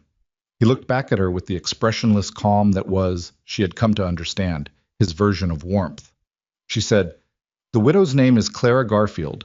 She has 40 days before the Helena buyer's option expires. She doesn't want to sell. She needs to understand whether she has another path." Corder said, "Does she?" Vivian said, "That depends on what we build here today." She let that sit for a moment. Then she went through the rest of it, the documented incidents, organized chronologically, laid out without embellishment because the facts were sufficient without it. The trough contamination, the missing shipments, the fence cuts on the Webb operation, the breeding rumor, the pattern of approaches and pressure, and the timing that connected them. She put the final page down and said, "Individually, none of this is provable. The Greers are careful. Their name doesn't appear directly on most of this. But as a pattern across multiple operations with consistent timing relative to their acquisition strategy, a territorial court would find it difficult to dismiss." Price said, "You'd need a lawyer." She said, "I know. I've been corresponding with a firm in Helena since February." She said it evenly, the way she said most things, but she saw Ethan's head turn slightly. She hadn't told him about the Helena correspondence yet, not because she was hiding it, but because she hadn't been ready to say it out loud until the shape of it was clear enough to defend. "They handle land disputes. They've seen the Greer Company's name before, in a different county, different situation, same pattern." Fenn said, "Same result?" She said, "The other situation was settled out of court. The ranchers involved took payment and sold. The lawyer believes that's because they didn't have sufficient collective standing to make litigation worthwhile." She looked around the table. "We would." The room was quiet again. Outside, the March wind was doing what March wind did in Montana, which was to remind you that spring was a promise, not a delivery. Corder said, "What does the cooperative look like, practically? What are we signing on to?" She had prepared for this question, had prepared for all of them, but this one most carefully, because Ethan had been right that independent men didn't like feeling obligated. She said, "A written agreement covering 3 things. First, shared water management. The ranches in the cooperative coordinate on water access and maintenance, which means no one operation can be cut off without it affecting the whole group. Second, collective documentation. Any incident of interference, intimidation, or sabotage gets reported to a central record immediately, dated and witnessed, building toward the legal case. Third, the breeding program. Ranches that want access to the Caldwell breeding stock and the cold hardiness research participate in a data sharing arrangement, so the results from each operation improve the program for all of them." She paused. "There's no central authority. Each ranch stays independent. The agreement is about cooperation in specific defined areas, not about consolidation." Price said, "Who holds the legal case documentation?" She said, "We do. Here. But every rancher in the cooperative has a copy of the incidents relevant to their operation, and the Helena lawyer holds a master record." Price said, "And the lawyer's fee?" She said, "Proportional by operation size, divided across the cooperative. I've worked out the numbers. I'll pass them around." She distributed the page she'd prepared. The men read it. Corder looked at his number and said nothing, which meant it was manageable. Fenn looked at his and said, reasonable, which was high praise from Aldous Fenn. Price looked at his for a long time. Then he looked up and said, who negotiated these rates with the Helena firm? She said, I did. He said, you drove them down. She said, the original quote was 30% higher. Price looked at her with the expression of a man revising a category. He didn't say anything, but he picked up a pen from the center of the table and made a small mark next to his number, which was the gesture of a man who has decided something. It took another 2 hours to work through the language of the agreement. Vivian had drafted a preliminary version and brought copies, but she held it loosely. She wanted the men in the room to feel that they were building it, because they were, and because something built together holds differently than something handed to you. She incorporated 3 suggestions from Corder and 1 from Price that were genuinely improvements, said so plainly, and rewrote the relevant sections on the spot in the margin of her copy. Ethan said almost nothing during the drafting. He sat at his end of the table and watched, and occasionally answered a direct question, and once, when Corder made a point about enforcement language that was technically correct, but would have made the agreement feel punitive, Ethan said quietly, if you write it that way, it reads like you don't trust the people you're agreeing with. I'd rather have it read like we do. And Corder looked at him for a moment and then said, fair enough, and the language changed. Vivian noted this without showing that she noted it. Ethan had done exactly what she'd brought him there to do. Not the analysis, not the structure, but the human reading of the room, the understanding of where pride lived and how to honor it without giving ground on what mattered. By late afternoon, 7 men had signed the preliminary cooperative agreement. It wasn't a legal document yet that would require the Helena firm, but it was a commitment, and in a territory where a man's handshake was still the unit of trust, a commitment witnessed by 6 other men had weight. Clara Garfield received a letter from Vivian the following week, laying out what the cooperative could offer her and what her legal position might be regarding the Helena option. Clara came to visit in person 2 weeks after that. A quiet woman in her 60s who had the kind of steadiness that comes from outlasting things you didn't think you could outlast. She sat at the same kitchen table and read the cooperative agreement and asked 3 careful questions and then said, my husband always said the problem with this country was that people kept trying to do things alone. She signed the preliminary agreement before she left. That made 8.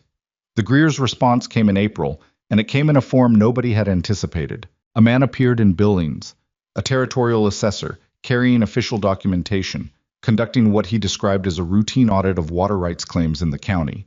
He visited 7 properties in 10 days. 6 of them were cooperative members. The assessor was polite, thorough, and specifically interested in the documentation supporting historical water rights claims, the kind of documentation that was difficult to produce quickly if you hadn't been keeping careful records.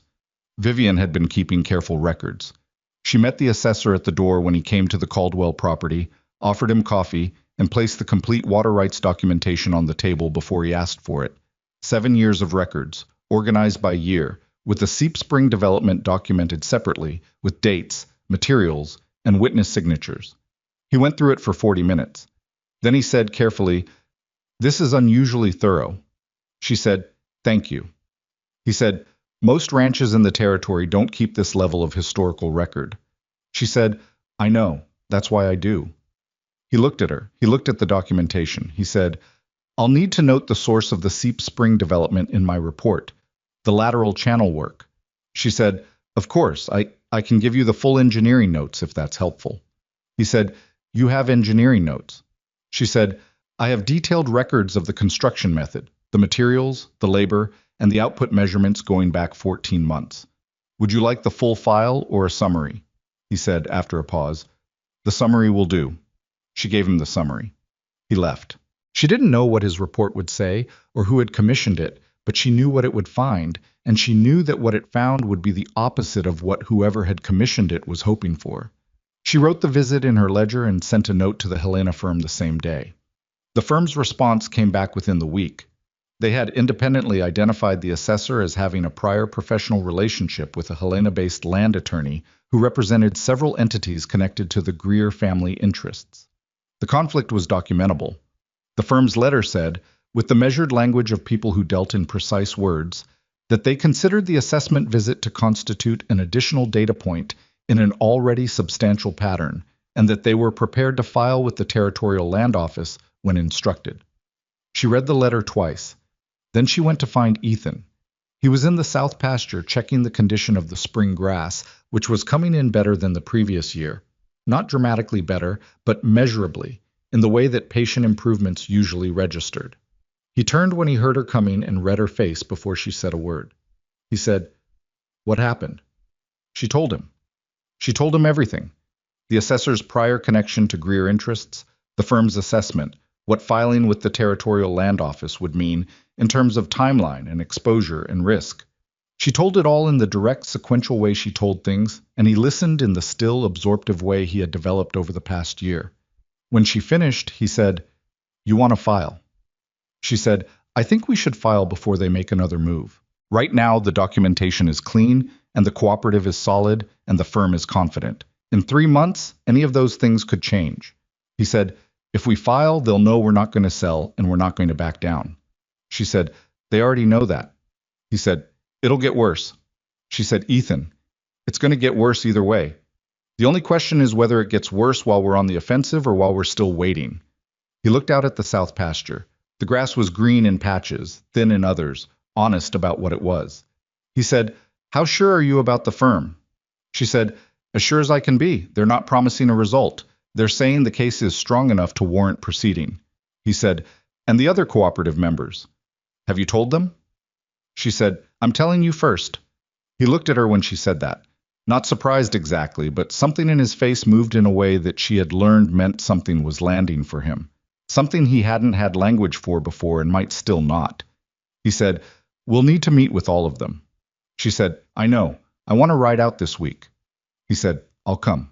She said, "I know you will."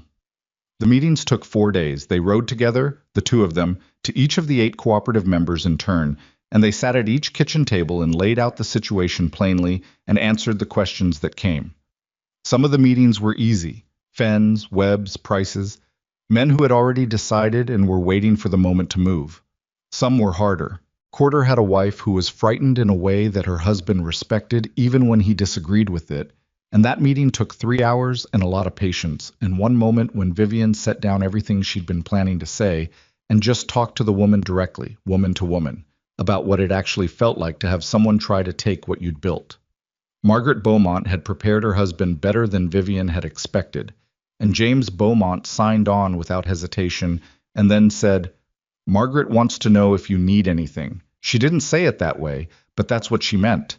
And Vivian said, "Tell her thank you, from me specifically." All 8 signed the authorization to proceed with the territorial filing. The 9th signature came from a source nobody had expected, a rancher on the northern edge of the county, a man named Theo Halsey, who had been buying small parcels quietly for years, and who was known as someone the Greers had always left alone, neutral territory, rode into the Caldwell yard on a Wednesday morning in May and asked to speak to Vivian. He was a tall man, spare, with the careful movements of someone who had once hurt himself badly enough to be permanently reminded of his own physical limits. He sat down across from her at the kitchen table and said, without preamble, "The Greer brothers approached me last week. They want me to bring a counter-complaint to the Territorial Land Office, challenging your cooperative's water rights documentation." Vivian said, "What did you tell them?" He said, "I told them I'd think about it." He paused. "I'm not going to do it, but I wanted you to know they asked." She said, "Why are you telling me?" He said, "Because I've been watching what you're building out here for 6 months. And because Franklin Greer lied to me about something 3 years ago that cost me money I didn't have, and I've been waiting for the right moment to be unhelpful to him." He said this with a flat, practical calm that Vivian found more convincing than any amount of moral outrage would have been. "What do you need from me?" She said, "Do you have documentation of what Greer did 3 years ago?" He said, "I kept everything." She said, "I'd like the Helena firm to look at it." He said, "I figured that's what you'd say." He reached into his coat and produced a folded envelope. "I brought it." She looked at the envelope. Then she looked at him. She said, "Would you like to join the cooperative?" He said, "I was going to ask you the same thing." He signed that afternoon. That made 9 operations. With Clara Garfield, 10. The Territorial Land Office filing was submitted on the 14th of May, 1884. Vivian had read it 4 times before it was sent. The firm had done solid work. The case was built in layers, each documented incident connected to the pattern, the deed acquisition arc laid out clearly with dates and public records, the assessor conflict documented separately as an addendum. Theo Hals's 3-year-old records had added a dimension to the case that extended the pattern further back than anyone had previously established, which meant the Greer operation's behavior was demonstrably not reactive. It was systematic and long-standing. She didn't feel triumphant when the filing was confirmed. She felt the particular flatness that follows a sustained effort when it reaches its first completion. Not the end, just a stage, but one that had taken everything she had to reach. Ethan found her sitting at the kitchen table that evening, not writing in the ledger, not reading, just sitting. He sat down across from her and didn't ask what she was thinking, which she appreciated. After a while he said, "You should sleep." She said, "I know." He said, "When's the last time you did? Properly?" She said, "I don't remember." He said, "That's your answer." She looked at him. The lamp between them burned steady in the still air of the kitchen, and outside the May evening was the kind of quiet that felt earned. She said, "Ethan, when I came here, you looked at me and saw a problem." He said, "I know what I did." She said, "I'm not saying it to make you feel bad about it. I'm saying it because I want you to know I understood it. I knew what I looked like to you. I knew what I looked like to all of them." She looked at the table for a moment. "I've always known." He said, "I was wrong." She said, "You were working from what you'd been given, same as everyone." He said, "That's more charitable than it deserves." She said, "Maybe." He was quiet for a moment. Then he said, "I want to tell you something, and I need you to not make it easy for me, because if you make it too easy, I won't say it right." She looked at him and said nothing and waited. He said, "I came into this marriage thinking the best outcome was that you wouldn't make things worse. That was the ceiling I had for it." He stopped, tried again. "What you've built here, the cooperative, the breeding program, the case, the water system, all of it, it's not something I could have done. Not the way you did it. I want you to know I understand that." He looked at the lamp, then back at her. "And I want you to know that I'm not saying that because it's what a man is supposed to say. I'm saying it because I've watched you work every day for a year and I know what I saw." She said, "Ethan." He said, "I'm not done." He took a breath. "I've been useful to you, I know that. But I want to be more than useful. I want to be the person you're building this with, not just someone you're building it around." He met her eyes. "If that's something you want." She looked at him for a long time. Not calculating. She wasn't calculating anything. She was just looking at him, this man she had been working alongside for a year, who she had cataloged and assessed and relied on, and occasionally been frustrated with and occasionally been surprised by, and who was sitting across the kitchen table from her in the lamplight trying harder than he knew how, to be honest. She said, "It's something I want." He nodded. He didn't say anything else, and neither did she. And after a while she got up and went to bed, and for the first time in weeks she slept through the night without waking to write something down. The Greer's lawyer responded to the territorial filing in June, as expected, with a counterfiling that challenged the cooperative's standing and questioned the validity of 2 of the documented incidents. It was a competent response. Not a strong one, but competent. The Helena firm reviewed it and sent Vivian a letter that said, in summary, that the counterfiling introduced no new facts and relied primarily on procedural challenges that the land office would likely not sustain. What the letter did not say, but what Vivian understood from reading it twice, was that the Greers were running a delay strategy. They were not trying to win the legal case. They were trying to extend it long enough that the cooperative members lost patience, or money, or nerve. She called a meeting. All 10 cooperative members came. They sat in the Caldwell barn. There wasn't a building on the property large enough for all of them in comfort, and someone had made the pragmatic decision to bring the meeting to the biggest space available, which meant hay bales for seating and a lantern hanging from the center beam, and the particular smell of a working barn that nobody in the room found remarkable because they all lived in the same smell every day. She stood and told them what the delay strategy was, and what it would cost in time and in the firm's fees and in sustained pressure from the Greer operation.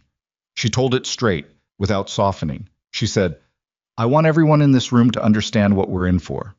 If anyone needs to step back, now is the time to say it. There's no judgment in this room for that. Nobody said it. Corder said, "What do we do about the delay?" She said, "We give them something they didn't expect. The Territorial Land Office has a provision for expedited review when there is documented ongoing economic harm. We've been building the economic harm documentation since February." She looked around the room. "I want each operation to calculate and submit a formal loss statement. What you've lost in the last year to the incidents we've documented, valued at current market rates. When the firm submits that as a supplemental filing, the Land Office has grounds to accelerate the timeline." Price said, "That's a lot of number crunching." She said, "I know. I'll help anyone who needs it." Hulsa said, "What's the number we're talking about collectively?" She said, "My estimate is between $40,000 and $60,000 in documented losses across the 10 operations. Maybe higher, depending on what everyone calculates." The barn was quiet. $60,000 was a number with weight in it. Fenn said, "And if the Land Office expedites and rules in our favor?" She said, "The Helena Company's deed acquisitions are subject to review. Any purchase made in furtherance of a monopolistic scheme against existing water rights can be challenged. It won't undo everything they've done, but it stops the arc from closing." She paused. Then she said, "And it creates a public record, which means that every rancher in this territory who reads the Land Office proceedings will know what the Greer operation does to small ranches. That's not nothing. That has consequences for them that last longer than the legal case." Webb said, from his hay bale, "You've been thinking about this for a long time." She said, "Since February, yes." He said, "Since before February." She looked at him. He looked back at her with the calm that was his version of a smile. She said, "Since before February." The loss statements took 3 weeks to compile. Vivian spent parts of 6 of those days riding between operations, sitting at kitchen tables, going through numbers with ranchers who were better at cattle than accounting, helping them locate and document and properly value losses they had been absorbing without tallying, because that was what you did in this country. You absorbed and you kept going, and you didn't count what it had cost you, because counting made the cost real. She made them count. She sat with Clara Garfield for an entire afternoon going through the widow's records from the previous 8 months. And what they found was a number that was larger than either of them had expected. And Clara sat back in her chair at the end of it and said, "I knew it was bad. I didn't know it was that bad." Vivian said, "Now you have it in writing. That's what matters." Clara said, "Will it help?" Vivian said, "Yes." Clara said, "You're sure?" Vivian said, "I'm sure it will help. I'm not sure it will be enough. But I've been doing this long enough to know those are different questions." Clara looked at her for a moment. Then she said, "My husband would have liked you." Vivian said, "I think I would have liked him." The supplemental economic harm filing was submitted to the Territorial Land Office on the 2nd of July. The collective loss figure, once all the statements were compiled, came to $63,400. The firm's cover letter requested expedited review on grounds of ongoing material harm to multiple legitimate operations. The Land Office acknowledged receipt within 10 days, which was faster than standard. The firm's partner sent a note that said, between the lines of careful professional language, that the size of the collective claim and the quality of the documentation had gotten attention that isolated filings rarely received. Ethan showed the note to Vivian. She read it and handed it back. He said, "That's good news." She said, "It's a good sign, not the same thing." He said, "You don't let yourself have good news for very long." She said, "I let myself have it. I just don't put weight on it before it's earned." He folded the note and put it in his coat pocket. He said, "The Harmon operation wants to discuss the breeding program expansion, second-generation crosses. Their son rode over yesterday." She said, "When?" He said, "Whenever you have time." She said, "Thursday." He said, "I'll tell them Thursday." He started toward the door, then stopped. He said, "I've been thinking about the eastern acreage, the section past the draw." She said, "What about it?" He said, "If the cooperative holds and the legal case goes in our favor, I think we should expand the herd in that section next spring. Run the new crossbreed calves there, away from the main herd until we know how they perform." He said it with the careful tone of someone who is making a suggestion and is aware that the domain has not always been his to make suggestions in. "I know you've been thinking about the same land. I just wanted to say it out loud." She turned to look at him. He was standing in the barn doorway with the summer light behind him, and she could see from the way he held himself that the suggestion had cost him something. Not pride exactly, more like the effort of a man who has spent a long time not putting ideas forward and is learning, slowly, to do it differently. She said, "That's exactly what I was thinking." He said, "I know, I just—" He stopped. Then he said, "I wanted you to know I was thinking about it too, that I'm thinking about it, the future of this place." She said, "I know you are." He said, "We should write it down so we have a plan." She said, "We'll write it down tonight." He nodded and went out into the summer morning, and she watched him cross the yard toward the east pasture with the purposeful stride of a man who had somewhere to be. And she felt something she hadn't often allowed herself to feel in the past year.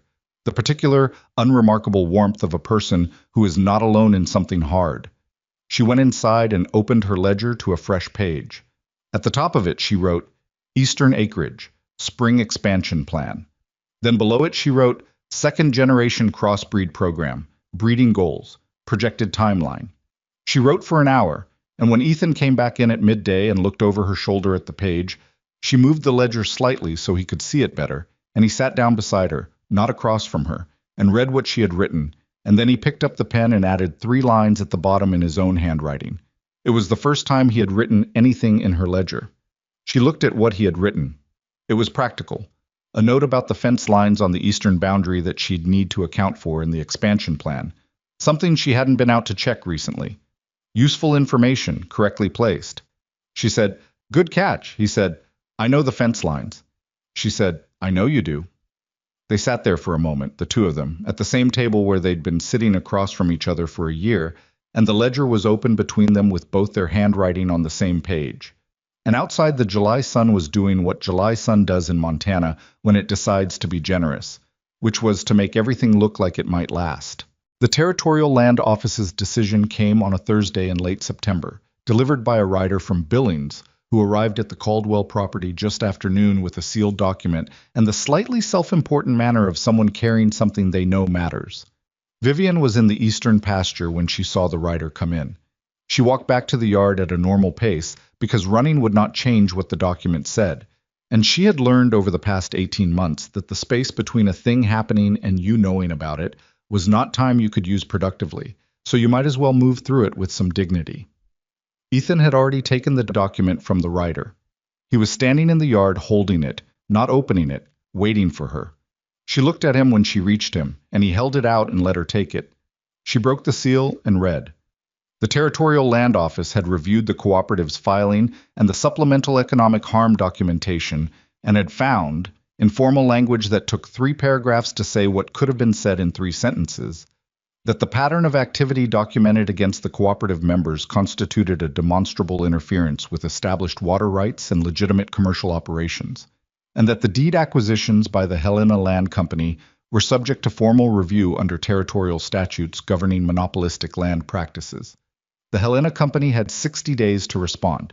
Pending that review, no further acquisitions by entities connected to the company could be recorded without land office approval. She read it twice. Then she folded it and looked up at Ethan. He said, "Well?" She said, "We won the first round." He said, "Just the first?" She said, "There's still the review, and the Greers will respond within the 60 days. They have to, or the acquisitions they've already made are automatically flagged. Their lawyer will file something." She paused. "But the land office ruled in our favor on the core question. That's the part that matters." He looked at her for a moment. Then he said, "Can I see it?" She handed him the document. He read it, slower than she had, moving his lips slightly over the formal language the way he always did with legal text. When he finished, he looked up, and his face had the expression she had come to know as his version of something large, contained, not showing on the surface, but present in the way his jaw held and the way his eyes changed. He said, "You did this." She said, "We did this." He said, "Vivian." She said, "Ethan, I couldn't have built the cooperative without you in those rooms. I couldn't have held the banknote through the first year without the breeding contracts you let me arrange. I couldn't have moved that herd in August without Dale and Peck and Curtis working alongside me." She took the document back from him and folded it again. "You want to give me credit for all of it because it's simpler that way. But it's not how it happened." He said, "You're the one who saw it, all of it." She said, "Seeing isn't the same as doing. You have to see it, and then you have to find people willing to move on what you saw." She looked at him. "You moved. That's not nothing." He was quiet. The writer was still in the yard, waiting to see if there was a reply to carry back. Vivian turned and told the man there was no reply needed and gave him water for himself and his horse. And the man rode out with the slightly deflated air of someone who had hoped for more ceremony. She sent word to the cooperative members that same afternoon. Peck rode out with letters to the 4 nearest operations, and Ethan took the wagon toward the Fenn and Webb properties himself, which was a 3-hour round trip that he made without being asked. By evening, all 10 members knew. Aldous Fenn rode over the next morning, which was not something he did lightly. He was a man who considered a saddle ride a commitment rather than an impulse. He sat at the kitchen table and read the document and said, "They'll fight the review." Vivian said, "Yes." He said, "How long will it take?" She said, "The Helena firm says 6 to 8 months, maybe longer. The Greers will stretch it." He said, "And in the meantime?"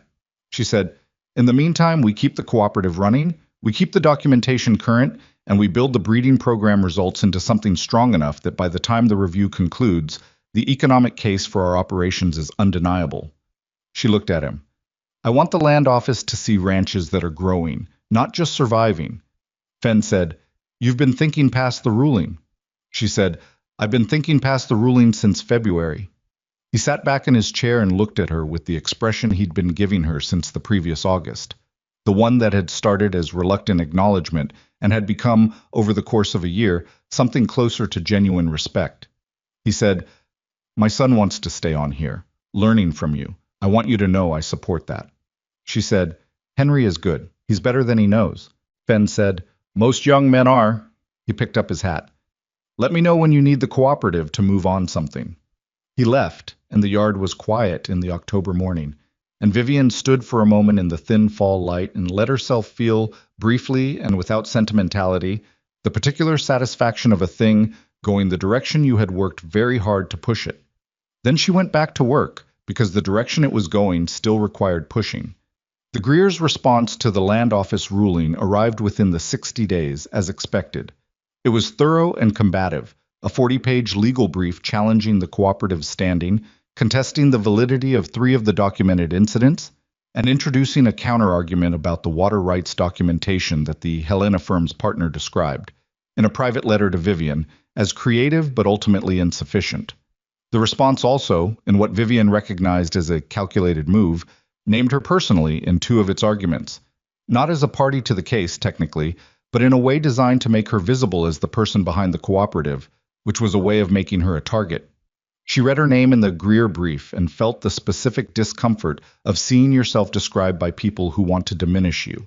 The careful language that reduced 18 months of work to the actions of an upstart who had overstepped, a woman who had inserted herself into matters beyond her appropriate scope. It was well-written diminishment, which was almost more irritating than the clumsy kind. She set the brief down and picked up her ledger and wrote the response she was going to give the Helena firm for incorporating into their reply, and she wrote it in the same plain, documented voice she used for everything. And it was very good, and she knew it was very good, and she sent it without saying any of that to anyone. The winter that followed was the working winter, the kind where you don't stop, you just change what you're doing. Vivian spent the cold months in 3 overlapping efforts that most people, looking at her schedule, would have said were too many things for one person to hold at the same time. The first was the breeding program. The fall covering season had produced results from the second-generation crosses that exceeded what she had projected, and she spent weeks compiling those results with the kind of methodical care that turned raw numbers into an argument. Cold hardiness scores, weight gain ratios against feed input, survival rates across the August frost survivors and their offspring. She cross-referenced everything against the regional averages from the agricultural journals and wrote a summary document that was 22 pages and had not a word of excess in it. The second was the cooperative's operational expansion. 3 more ranches had asked to join since the land office ruling. Word had moved across the territory in the way that successful resistance always moves, which is slowly at first and then faster than you expect once the outcome seems possible rather than theoretical. She worked with each new member on the water management documentation and the incident reporting system, and she standardized the process because a system that depended on her personal involvement in every step was not a system, it was just her working herself into the ground. The third was the legal case. The land office review was moving, and the Helena firm needed her input on specific evidentiary questions twice that winter, and both times she provided what they needed within 4 days of being asked, because delay in a legal proceeding is always more expensive for the side with less money. And she had learned that principle the hard way through watching her father's water dispute drag on when she was a girl. Ethan worked alongside her through all three of it, in the ways that were his. He ran the ranch operations, the daily management, the cattle health monitoring, the equipment maintenance, the feed rotation, with a competence that she had come to rely on so completely that she sometimes forgot to notice it, the way you stop noticing a foundation when it's sound. He also, gradually, became the person she talked through problems with at night. Not because he always had answers, but because the act of explaining something out loud to someone who listened carefully and asked the occasional precise question helped her find the shape of what she was thinking. He had started keeping his own notebook, not her ledger, his own, separate, smaller. She had noticed it appearing on the kitchen table in the evenings without comment, and she had not commented on it either, because it was his and he would tell her what was in it when he wanted to.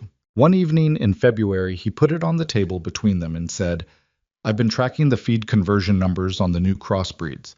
Different format than yours, but I think it shows something." She looked at his notebook. His handwriting was worse than hers, and his organizational system was different in ways that initially struck her as idiosyncratic, and then struck her, on reflection, as the system of someone who was thinking about different aspects of the same problem than she was. He was tracking things she hadn't been tracking, micro-level variations in individual animal behavior, small anomalies in the weight gain data that are aggregated numbers smoothed over. She said, "This animal here." She pointed to a notation. "You've got her flagged 3 times." He said, "She's consistently outperforming the rest of the cohort by a margin that doesn't seem like normal variation." She said, "What's her bloodline?" He told her. She looked it up in her breeding records. Then she sat very still for a moment. She said, "Her dam was the oldest survivor from the 1881 die-off, before I came." He said, "I know." She said, "If that cold hardiness trait is concentrated in that particular line," he said, "then we've been undervaluing it in the crossing strategy." She looked at him. He looked back at her with the quiet satisfaction of a man who has found something real and knows it. She said, "This changes the program." He said, "I thought it might." She said, "You should have told me sooner." He said, "I wanted to be sure before I said anything. I've been watching her since October." She said, 4 months. He said, "I wanted to be sure." She looked at his notebook again. Then she said, "Can I add this to the breeding program documentation? With your notation method for this section, it captures something mine doesn't." He said, "It's your program." She said, "It's our program. Can I use it?" He said, "Yes." She incorporated his findings into the breeding summary that week, and the revised document was 26 pages and stronger in 3 places for what he had found. And when she sent it to the Helena firm as supporting evidence for the cooperative's economic viability, the partner wrote back and said, among other things, that the breeding program documentation was the most rigorous ranching evidence he had encountered in a territorial case. She showed Ethan that letter. He read it and handed it back and said, "Good." And that was all he said, which was exactly right.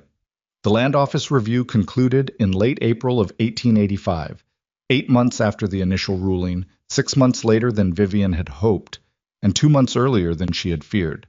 The decision came in a document even longer than the first, which she read standing at the kitchen counter with Ethan beside her this time, both of them reading at the same pace because she had stopped moving ahead and waited for him at the difficult sections. The review board had found, in summary, that the Helena Land Company's acquisition pattern constituted a demonstrable attempt to establish monopolistic control over water access in the eastern quarter of the territory. 3 of the company's existing deed acquisitions were flagged for formal challenge under territorial statutes.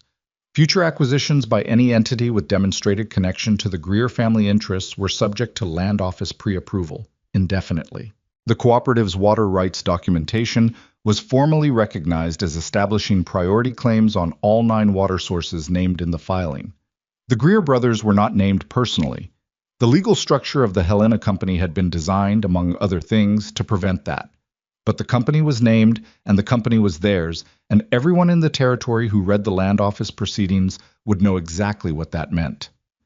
Vivian set the document down. Ethan said, "It's over." She said, "The legal part is over." He said, "What's left?" She said, "Everything else. The breeding program, the cooperative's next 3 years, the Eastern acreage expansion." She looked at him. "I have a list." He said, "Of course you do." Something in his voice made her look at him more carefully. He was looking at the document on the counter, not at her, and his expression had the quality it got when he was feeling something he hadn't sorted out yet. She waited. He said, "I want to tell you something." She said, "All right." He said, "When the Greers first started coming around before you got here, when Franklin Greer made his first offer, I almost took it. Not the first time he came, but the second time when he raised the offer. I came very close." He was quiet for a moment. "I hadn't told you that." She said, "I know." He looked at her. "You knew?" She said, "I guessed. The way you looked at the western acreage sometimes, that first spring, like you were calculating what it was worth to keep." She said it without judgment, because there was no judgment in it. "You were exhausted and behind and carrying something you weren't sure you could carry. Of course you thought about it." He said, "If I'd sold—" She said, "You didn't." He said, "I didn't because you got here first, 12 days before Greer's second visit." She said, "Ethan." He said, "I'm saying that what you've built here, the cooperative, the legal case, the breeding program, all of it, none of it exists if I made a different choice in a 2-week window I had nothing to do with." He looked at her. "That bothers me." She said, "Why?" He said, "Because it means it was almost lost before it started, for reasons that had nothing to do with whether it deserved to exist." She thought about that for a moment. Then she said, "Most things that get built in this world come within days of never getting built, for reasons that have nothing to do with whether they deserve to exist. The wheat crop that would have fed 100 families almost got planted a week too late because a man's horse threw a shoe. The town that became a city almost got settled 20 miles north because someone read a map wrong." She looked at the document on the counter and then at him. "What you're describing isn't a reason to feel bad about what happened. It's just what building something actually looks like. It's always nearly not happening." He was quiet for a long time. Then he said, "That's the most I've ever heard you say about something that wasn't directly practical." She said, "The land office decision put me in an expansive mood." He almost laughed. Almost. And then it became an actual laugh, quiet and brief, but real, the kind that comes from the chest rather than the throat. And she heard it and felt it land somewhere in her and stay there. She said, "We should tell the cooperative." He said, "Yes." She said, "And then we should start on the Eastern acreage plan." He said, The fence lines need work before spring." She said, "I know. You mentioned that in the ledger." He said, "Our ledger." She looked at him. He looked back at her. It was a small thing, 2 words, and it was also not a small thing at all. She said, "Our ledger, yes." The news moved through the cooperative, the way good news should, person to person, each telling the next, the story getting slightly different with each telling, but the core of it staying true. Fenn sent a letter that was formal on the surface, and underneath it was the warmest thing she had ever received from him, which was still not very warm by most standards, but was warm by Aldous Fenn's, and she kept it. Webb wrote over in person, which was how she knew it had affected him more than he'd let on. He was not a man who made unnecessary trips. He stood in the yard and said, "You did what you said you were going to do." And she said, "We did what we said we were going to do." And he nodded once and rode back home. Clara Garfield wrote a letter that Vivian read 3 times. Clara said that her husband had always believed the small operations could hold if they held together, and that she had doubted him on that privately for the last 2 years of his life, and that she was glad to have been wrong. She said she was not good at saying things like gratitude because she had always felt it made the recipient uncomfortable, but that she wanted Vivian to know that the cooperative had not just protected her land, it had given her a reason to stay in a place she had been very close to leaving. She said she hoped Vivian understood what that meant. Vivian wrote back and said she did. Dale found out the same day the letters went out, from Peck, who told him in the barn while they were working on the equipment. Peck reported to Vivian later that Dale had said nothing for a full minute, and then had gone back to what he was doing, and then, after another few minutes, had said, "Good, about time." Peck said he thought Dale might have been more affected than that, but that was all he'd shown. Vivian thought about going to Dale directly and decided against it. Some things landed better when you left them alone. But that same evening, she was coming out of the barn and Dale was coming in, and they passed each other in the doorway, and he stopped. He said without preamble, "That first spring, when you asked me to come look at the northeast draw." She said, "Yes?" He said, "I almost didn't." She said, "I know." He said, "I should have come the first time you asked." She said, "You came eventually." He said, "It wasn't enough." She looked at him. Dale was not a man who said things like this easily. She could see the effort of it in the set of his jaw, the way he was holding his hat. She said, "Dale, you spent 14 hours in a frost night keeping 2 breeding bulls alive. You slept in the barn." She paused. "That was enough." He looked at the ground for a moment. Then he looked up and said, "Yes, ma'am," in the same tone he'd used in the beginning, except that it meant something completely different now.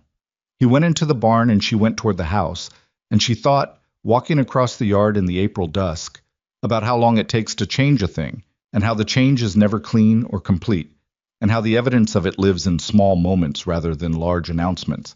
A man stopping in a doorway to say something he'd been carrying for 2 years, the particular way he'd held his hat. She was 30 years old. She had been in Montana for 2 years, and she had arrived as someone nobody wanted, and she was leaving that category behind.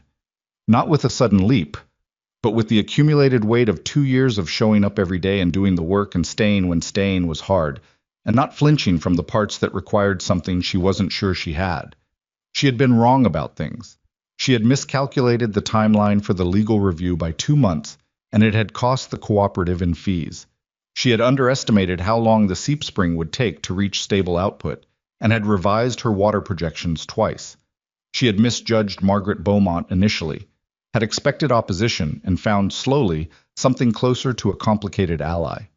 The breeding program, for all its documented success, had one line of crossbreeds that was performing below projection in ways she hadn't yet fully explained, and that kept her up sometimes, the unexplained thing, the part that didn't fit the model. She had never been the kind of person who needed to be right about everything. She needed to be right about enough things, and she needed to know the difference between the parts she understood and the parts she didn't, and she needed to keep moving through both. The eastern acreage expansion began in May, as planned. The fence line work came first, 3 weeks of hard labor that Ethan ran with Dale, and 2 additional hands they'd hired in the spring, young men who had come to the Caldwell Ranch specifically because of its reputation, which was a thing that still occasionally surprised Vivian when she let herself think about it. Young men choosing where to go because they wanted to work somewhere that was known for doing things right. She supervised the breeding selections for the new cohort while the fence work was happening, spending long hours in the barn with the records and the animals, cross-referencing Ethan's bloodline finding from the winter with the broader program data. The concentrated cold hardiness trait in that one line was real. She had confirmed it across the winter data, and the first spring results were bearing it out. And the question now was how to propagate it systematically without narrowing the genetic base too much. It was a careful problem, the kind she liked, where the constraints were real and required genuine thinking rather than just application of existing knowledge. Henry Fenn came 3 days a week and had become, over the past year, something between an apprentice and a collaborator. He had a good eye for animal behavior and a patience for observation that reminded Vivian, occasionally, of herself at a similar age, except that Henry had someone teaching him, and she had mostly been teaching herself. She told him about the cold hardiness finding one morning while they were working through the breeding records. She explained it thoroughly, the way she explained things she considered important. Not simplified, not padded, just the thing itself in the order it needed to be understood. He listened and then said, "If we can identify the trait carriers reliably by 2 years old, we could select before the first winter instead of after it. That would cut the cycle time significantly." She looked at him. "How would you identify them at 2 years?" He said, "I don't know yet." "But that's the question, right?" She said, "That's exactly the question." He said, "Can I work on it? This winter, when there's time?" She said, "Yes, document everything, even the things that don't work." He said, "Especially those?" She said, Especially those, the failures are where the information lives. He nodded and went back to the records. And she watched him for a moment with the particular feeling of a person who has put something useful into the world that will outlast the pudding. Not the records, not the program, but the understanding of how to think about a problem, which was the thing she could pass on that had the longest reach. By the end of the summer of 1885, the Caldwell Ranch had expanded its herd by 40% from its lowest point. The cooperative had 14 member operations covering more than 15,000 acres in combined grazing land. The Greer family's Helena Company had quietly withdrawn its remaining purchase options in the county following the land office ruling, and two of the three flagged deed acquisitions had been successfully challenged, returning those parcels to their original owners at fair value determined by a neutral assessment. Franklin Greer was still in the territory. He had not left and he had not been ruined, because men with money and lawyers and family connections are rarely ruined cleanly, and Vivian had known that from the beginning. What had changed was his position. The ark he had been building for 2 years was broken in 3 places, and rebuilding it would require a different strategy against a different landscape, one where 10 operations were watching and documenting, and where the land office had established a pattern of scrutiny that didn't go away when one case closed. He rode past the Caldwell property once in August, on the road to Billings, and Vivian saw him from the fence line where she was working. He didn't stop. He didn't look over, or if he did, she didn't see it. He was just a man on a horse on a road, moving through a county that had not turned out the way he intended. She went back to what she was doing. There are things that get said later about how a life or a work or a legacy comes together, stories that get told in a cleaner shape than the living of them ever had, the rough edges smoothed down by repetition until the thing looks inevitable in retrospect. What Vivian Holloway built in Montana Territory was not inevitable. It was chosen, piece by piece, on days when she was tired, and on days when she was uncertain, and on the particular days that come in the middle of any long effort, when you can see clearly how much is still left, and the question is not whether you are capable, but whether you have the specific stubbornness required to keep going anyway. She had that stubbornness. It was not glamorous. It looked from the outside like patience, or competence, or strategy, and it was all of those things.